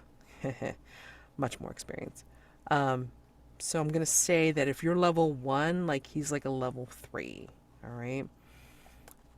If your opponent is a higher level NPC, roll virtue. So, you're talking right now. You're not trying to brain does not want to like fight him physically. So I would say this is courteous, all right? On a success, you don't lose outright. You would choose one of those things that's on the list. Your victory is temporary and costly, or the battle ends in a draw. And there's also like two like extensions like for each of those choices. But we'll go into that, like, hopefully you get the success. All right, so yeah, higher level NPC, you're rolling plus courteous. Just making sure there was nothing else that I wanted to mention about this. Yeah. Is there any way that others can help someone who's doing this? Yeah. So if you're going to help, you would assist with rolling courteous. If you successfully help a fellow hero, they get +1 to their roll. Okay? So in this case, if you want to help, and this could go for both of you, I'm going to say that you can stack that plus if you both succeed. But again, if you fail, or excuse me, if you succeed, Sir Granit will get the +1. However, if it's a mixed success, then you get misfortune as well. Yeah. So Sir Granit is basically, the purpose is you want to find out what the favor is now. Is that the gist of the battle? Yeah. He He's being real sus about this. And chivalry demands I never enter into a bargain without knowing the terms.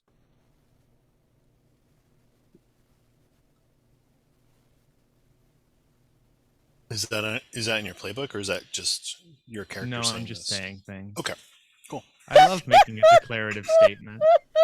Mads knows this about me. Yes. Oh, that's one of the best character things about you. Hold on a second, because I feel like I want to apply, or if you want to apply, Sir Elio, the +1 that you got on the parrot.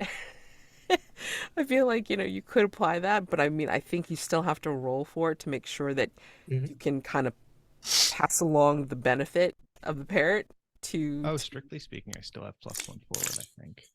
Yeah, if you All right. anything you can stack is very welcome. So yeah, if you have a +1 still moving forward, then this will be for this roll, and then of course you can get help from the others as well. So again, but the others still have to succeed. If there's failure, I think if this doesn't disrupt things too much, I think Ydelles will ask the host if if we would be permitted to leave the structure. The grounds, Yeah, and the the house grounds. itself. Yeah, the grounds.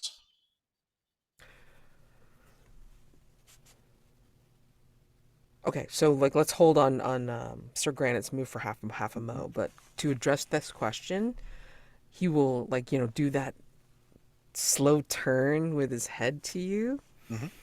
and you see him breathing rather heavily, like how people kind of like huff, and you can see it because the hairs on his mustache and beard are like kind of blowing in this self breeze type of thing. Mm-hmm. And he just looks at you with that intent look and says, if you have need of wandering the grounds, you are welcome to. See what's about. It is beautiful at night. I know. However, you may not leave the grounds as you have already accepted my hospitality. If you do try, I think you will find the magic of this place will draw you back. Possibly benignly. Most times, not so much. All right. And I So, think you'll hear at this point, I think you'll hear like something that sounds like a door swinging open. And Mhm. I think you So all I know think that's a front door. Yeah, front doors. it's got the front door squeak to it. Yeah. I think out of character, Hmm. um, he will seem at ease, and he's not going to participate in what Sir Granit is doing right at this moment, unless things change. So I will not be assisting in the role. Okay. All right, but like, Sir Elio, do you want to?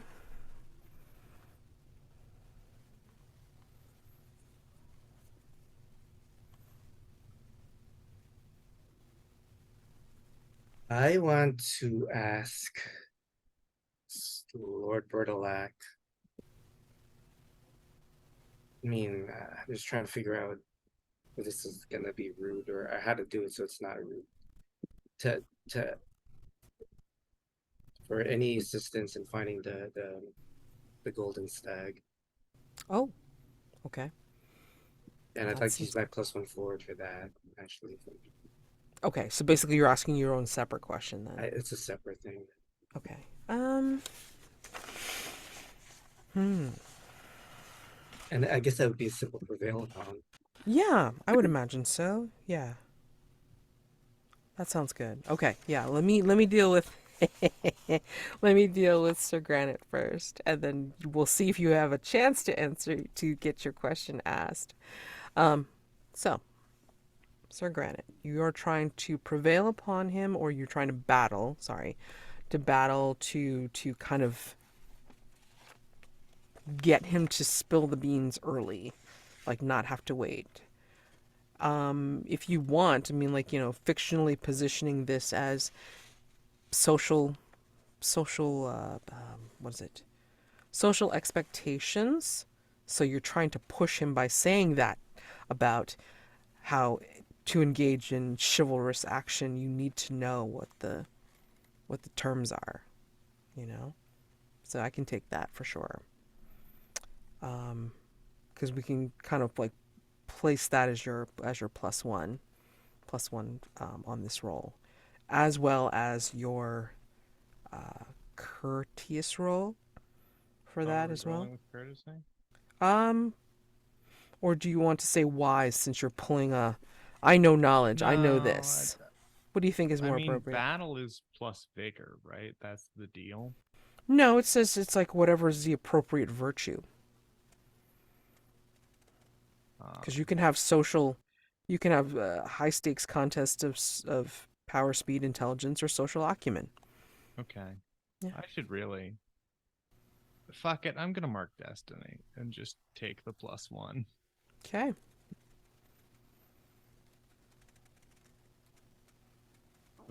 I now have 1 in every stat. Okay. It's like keep rolling courtesy. Okay. Nah, you know what? It's not worth it. Fuck it. I haven't failed a roll yet, Okay. and I don't expect to start now. Okay. Past success is an indicator of future performance. Everyone else is wrong. I rolled an 8. Okay. +1. Do I have assistance to get that to a 9? Wait a minute. Actually, Wait. never mind. That doesn't. Wait, no, yeah. Do I have Hold on a second. assistance to get that to a 10, rather? Well, I think Ydelles said he was going to sit this one out because he has other plans, and then Elio had Okay. his own question. But Everyone, let's see. So wait, you did wise for I for did men? courtesy Okay. Um. because I am sort of being like, come on, come on, All right. in a prevailing upon his sense of chivalry or whatnot way. Okay, but you had to +1 in courtesy, yes? No, no, I decided against that. I think having +5 to big stupid magic is more important. Okay. Got it. All right. Um. Well, you had a +1 anyway going forward, Yes, and so that boosts it from an 8 to a 9. okay. Got it. Without Okay. a helper hinder, it's just a 9. Okay. So you would choose one of those. It's a success. I will give you some misfortune, but according to the battle move, with this higher level NPC, on a success, you don't lose outright. Choose one of these. Your victory is temporary and costly. Your opponent flees, save face, or otherwise survives. Mark 1 destiny. Or the battle ends in a draw, but you've learned much about your opponent. Reduce their level by 1. Mark 1 XP. Which one do you want? And then we'll explain it fictionally.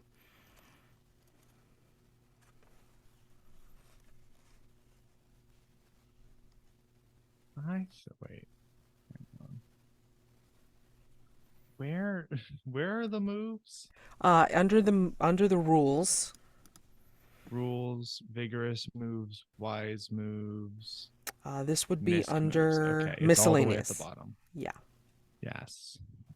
So battle. Your opponent is a higher level NPC, so you'd pick one of those since you did a mixed success. Choose one.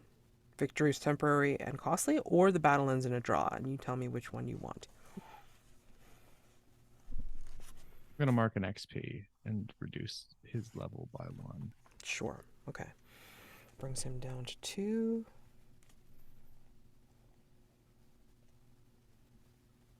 Oh, so he's still above us. Yeah. Magic. And does this have? Now, granted, you can again spend a destiny to push your level up by 1. You do not, though, gain any of the benefits of a level up This because you is didn't do literally it the regularly. first. Oh, oh, that's what. Oh, So that's why they leveling up separated out without the SMC. without doing the level up means that you're like at least you boosted your. Yeah, you have larger scale Mhm. in Wulin terms. That's cool, actually. I like that a lot. Okay, so anyway, yeah. So the battle ends in a draw, but you learned much about your opponent. Reduce their level by 1, mark 1 XP. So if you did that, go ahead. And then I'm going to say that he pulls like some kind of like chivalrous like legalese, say, saying something about like the terms were in the acceptance of his hospitality, so therefore he doesn't owe you an answer on that because you've agreed to hear the favor in the morning kind of thing.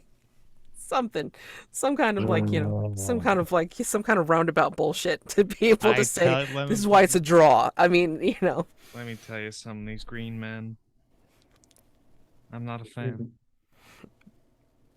Doesn't Granite get some more information about the hmm opponent? yes. Yes. So I'm gonna say that you hold on, let me think. Best information that you've learned about the opponent.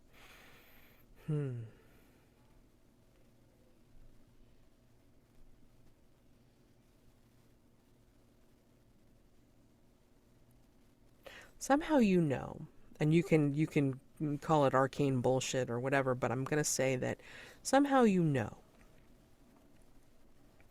that regardless of what this favor is, it's going to be a kind for kind. He will not cheat you in any way. He will be fair. It'll be a one for one kind of trade. It's just that maybe there's a condition attached to it, which is why he can't tell you.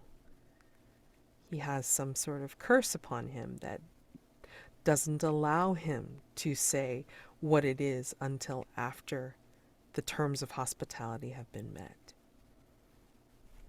Oh. So there is yet one more thing. Okay. The strangeness goes deeper still. Yep.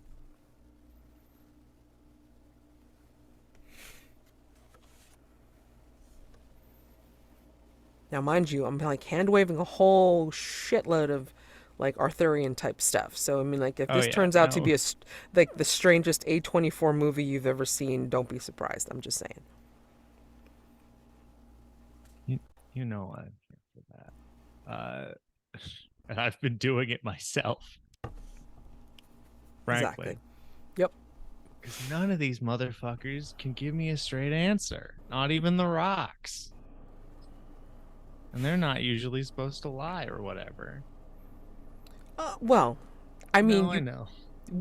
I mean, like, if we're gonna circle back to like the reason why you're not getting like straight answers is because it's like you owe them for what you pulled back at Oh, the I know. wolves. So, I I mean, come daybreak or like around the same time that the incident happened, consider yourself freed. my plan for breaking this curse, by the way, has been fulfilling my debt, by the way, is to turn over this gnome. Oh, interesting. Not necessarily for justice, but like if I give them this castle, that is more than enough weight. That is a lot of weight. Yeah, that's a lot of weight. It could be fun. Could be fun. Um, yeah. So let me see. Would you guys prefer? I'm gonna ask you, like you, Adele, and you, Sir Elio. Would you prefer like a quick narration of like like getting into your bits before we head into the morning, or do you want to wait until next session? Because again, I mean, like we're hitting like 15 minutes before the end, and I'd want to leave that for like any like stars and wishes slash thoughts about next session. So would you like to press on a little bit, or would you like to just wait until next session to deal with your two questions or your two things? What would you like? I mean, I can wait till maybe he brings up till I find out what the favor is. And Uh, that'll be tomorrow morning. was that tonight's session or next session? Well, that's what I'm asking. It's like, we can do a quick narration about it, or we can wait until the beginning of next session. Oh, I'm fine cutting it here. either way. I would like to do Ydelles like a scene before Sure. ending the session. Okay, we can use that to close the episode. Oh god, there was one more thing that I needed to just. No, go ahead and do the scene, and then if I remember that, I'll mention it at the end.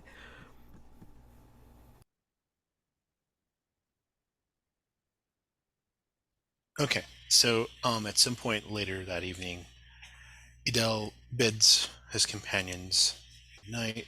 He'll mention to his confidant, Sir Elio, that on the way to dinner, he thought he saw the Golden Heart outside, just beyond this tree that was out there.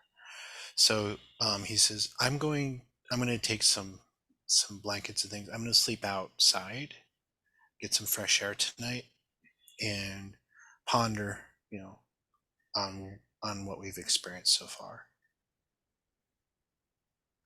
And I feel duty bound to accompany you if the parts involved. Well, I mean, you could spend the evening with the Lady Palace. She seems sweet on you. It's not part of the quest. Well, I will leave it to you to decide what you want. I have many things to consider, and if you would join me, I would welcome it, and we can discuss the old days and what comes of tomorrow. But know this: I have some things to get off my chest as well. I think, sir. Yes, I think it is. I think it would be good then for me to uh, to to keep your to be with you as you visit these strange grounds. Right. So I think Adele would request from Alice, things for basically camping outside tonight, um, and then would probably be, in eyesight of that tree, but not under it, and near enough to the castle and the palace grounds. He's not intending to leave the grounds, but kind of in that space that he saw outside the window, as like an omen, as it were, towards their quest. And once he gets all settled in, Sir Ilio and whatnot, I think, closer to midnight, what we would see potentially is we would see Adele, um, and this is like PG rated, right? Okay. He would strip down, even outside, and he would call out to, there's a star, or maybe it's a planet, that represents his connection to Aurora in the meteorite. And in sort of the old tongue, the Celtic, whatever, he would call out his desire for her.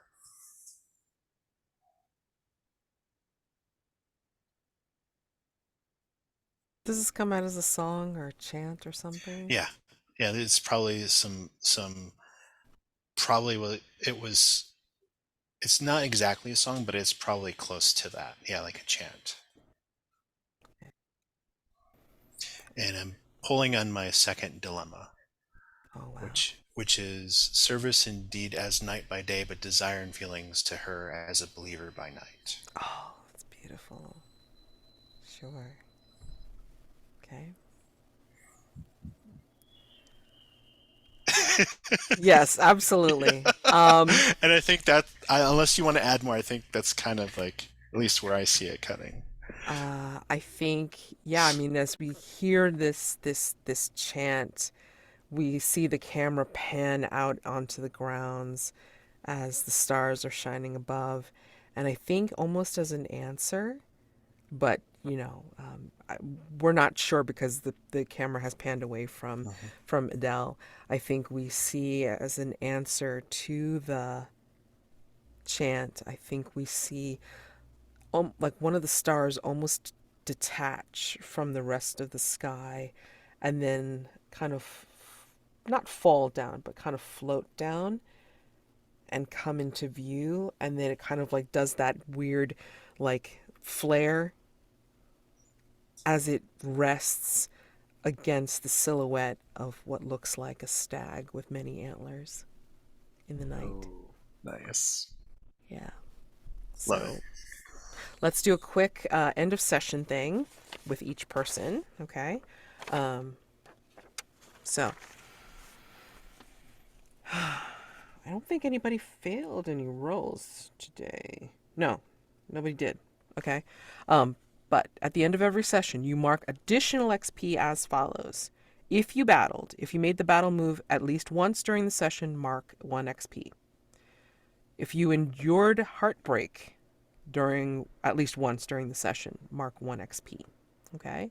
So if you did either of those things or both of those things, whatever, then you would mark an XP for each. Okay? And then, did anybody level up, or are we still like still level 1? Okay. And then, yeah, I mean, I think we're good to go. Yes, yes, definitely. It's like we're very glad to be weird as hell, especially for this series. Holy shit. Okay, so let's go right for stars and wishes. Stars are things that you enjoyed about the game, each other, and the gameplay, and then wishes are what you want to see for next time, okay, or further in the series. This may end up being rather a slice of life rather than the full-on adventure of like getting to the stag and shit, but again, I will leave it up to you once we near the sixth session or whatever the hell I said. I'm so sorry. um yeah, so stars. Yeah, just indulging Yeah, in my bullshit. stars. Hmm. Yeah, stars to you, Mads. Thanks for running this game. I really feel like I'm in an A24 story here. Um, Chris for literally leaning into all the stuff that makes your character the way they are. With I feel like you're making more deals with these forces than you can keep up with sometimes, and that's going to come back to bite you in the butt.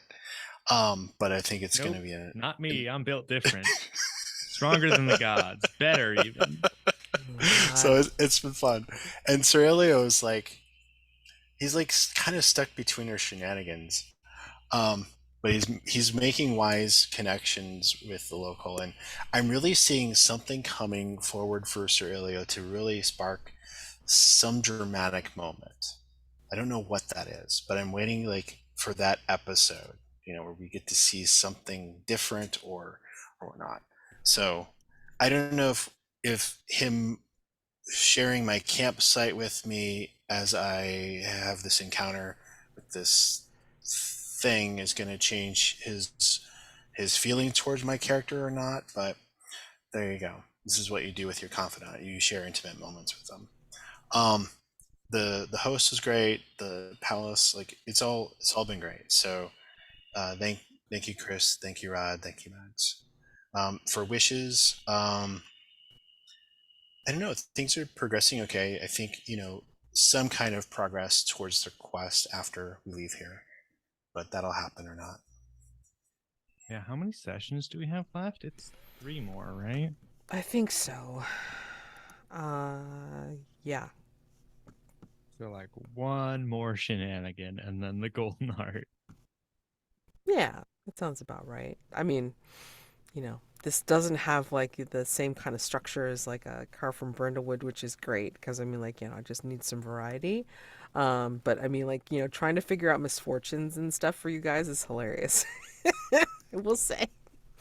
Yeah. So, but I Uh, mean, I will say, like, also too, I mean, I feel like, there's been more really good roles, so success, that it's very difficult as well to just kind of ride that, and then where do you go from there? You know what I mean? Like, if something bad happens and then, kind of like, moves you forward because you failed, then it feels like it's almost a little bit easier. I personally cannot believe the level of shit I have gotten away with. But yeah, stars You've to said you, something man, now. Thanks. for that. Stars to David, I already put it in chat, but thank you for also being weird as hell sometimes. It's so much better when I'm not the only one. And Rod, that parrot is flirting with you.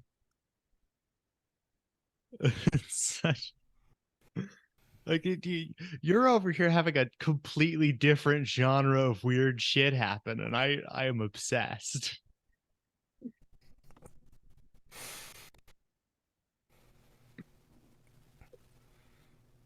I need to give him more animals to talk to, and it'll be really of like a three-ring circus. It'll be great. Love that the parrot could theoretically talk to anyone, but has said about 3 words.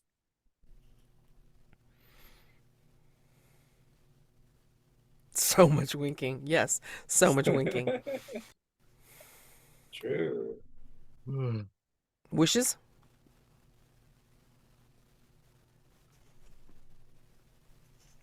I mean, I've been racking up quite the debt to this castle, and I for one want to see it brought to the ground. Oh, here's how we undo the curse for the host. You take over. Oh no, I hate that. You're the Don't new want lord. that. No, I can't do that. I'm on a quest. It would be rude to you, first of all, my liege lord, second of all, and everyone I've ever informed of my quest, in sort of a distant third. We'll see what happens. I have plans. I think my current scheme is to construct an altar.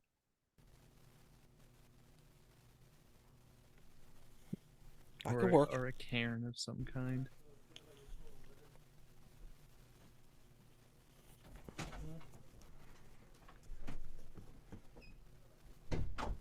Um. Oh, are you finished? Okay, cool. That was me yawning. Sorry. That's okay. Yeah, a lot of just like really cool moments. I love the discussion with um, Ydelles and the knight when you were burying the hanged knights. Um,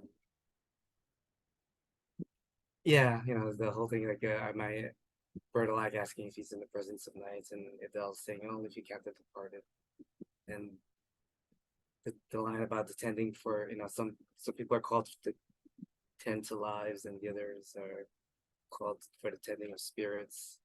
It's really cool. Um, I like that you brought up the knights again at the dinner time. And Sir Bertolac was, I don't know, interested. I'm not sure what that means, but that was a cool callback. Yeah, and the whole freaky thing with Star at the end. That's cool. I don't know if you saw my dilemma, but that's well, I'll see if I can bring that in more. Um, Which dilemma is that? uh, real quick, it's the one. Um, Oh, because of your love for of his love yeah, for Dory, only understand your quest to find the unicorn. there's Aurora all she appears to be. Oh, So we'll see how that comes to play. wait. Is Aurora gonna appear as a unicorn to you, and we're gonna have to fight over her? I What's don't going think on here? so. I think I don't know. I don't know. I mean, I know I trust my unicorn. I don't know what Aurora is.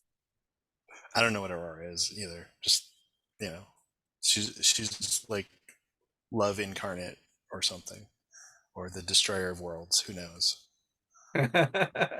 One of them, both of them. I Yeah, don't and I think Ydelles is a sharing sort of guy, so we'll figure it out. Cool. Uh, um, and stars to Chris for the whole yeah, dealing with the spirits of the manor and pitting them against each other, and there's the one line about the spirits are not meant to be this lonely, or something to that effect, was very cool. Kind of chastising Sir Bertolac about his own. And yeah, and the general, yeah, the otherworldly weirdness that you bring into this story is very cool, with spirits and all. And starts you mad for making sense of what all these crazy strands, and weaving it together and to something coherent and fun, but still mysterious. Um, is pretty cool. Um, Wishes. I'm curious about Aurora, and I guess maybe Ydelles. Maybe we can have a flashback some point of Ydelles' first meeting with Aurora, or just relate that story to me. That'd be cool. Um, I love the idea of Granit selling giving the gnome as debt to the other gnomes. It just sounds kind of twisted but fun. And I think that's it. I guess opportunities for heartbreak and battle for Elio. Yeah, the Aurora thing might be an endure heartbreak if I don't trust her. I would love to see Sir Ilio in some kind of dramatic tension battle or something. That would be amazing.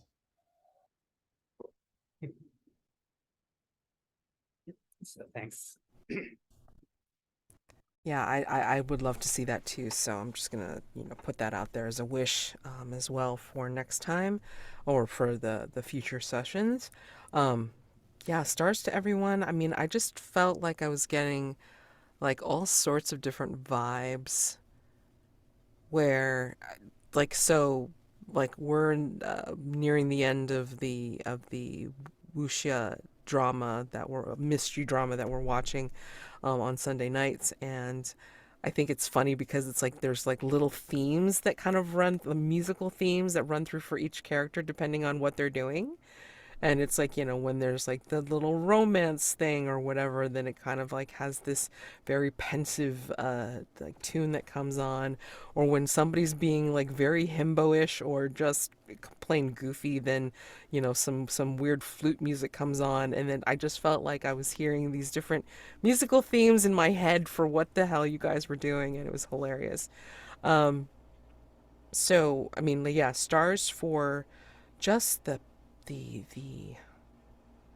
I mean, I keep on using the word wait, and I'm not sure if that's completely what I mean, but I mean, like, there's just this quiet, like, humble theme that runs through when Ydelles has his scenes and doing something that he considers right or beautiful or romantic, and I just get that vibe like right away, and I think it's wonderful. So stars for that, David.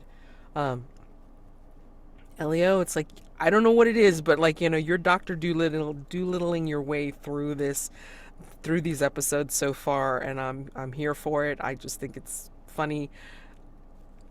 I don't think the parrot is flirting with you. I think it's more like, you know what I mean, rather than like, kind of like, I can't say it, but I mean, I think you know what I mean, and wink, wink, wink, and that's why.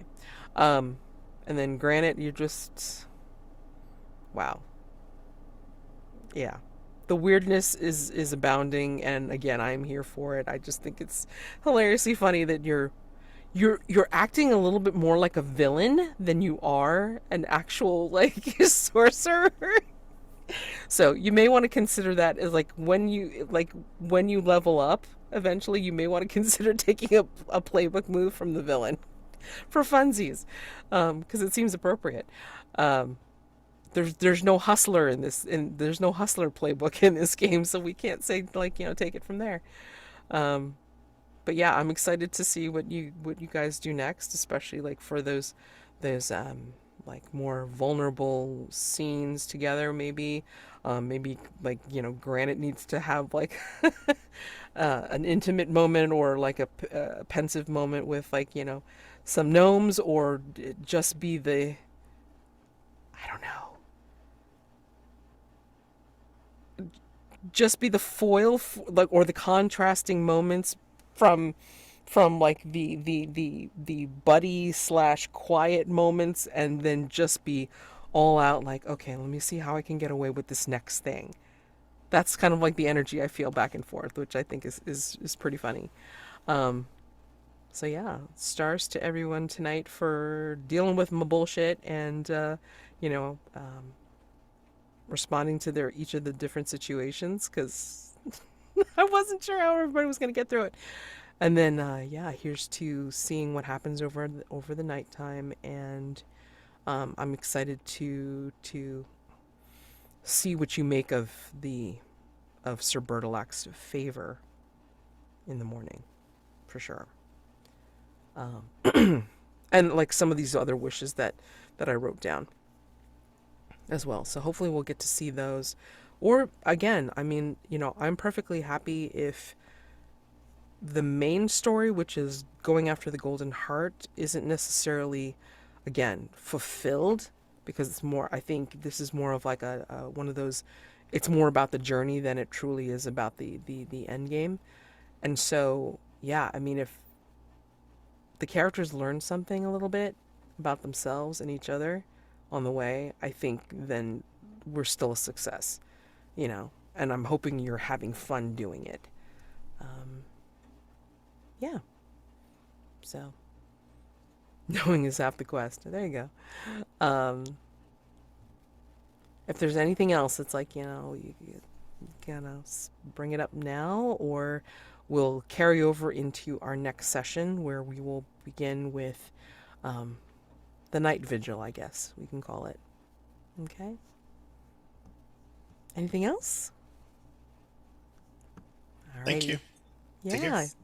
You guys take care. Happy gaming. If I don't see you before Yeah. next time. See you when I see you. All Have a right. great week. Have a great week, guys. Bye. Bye. Thanks, everyone.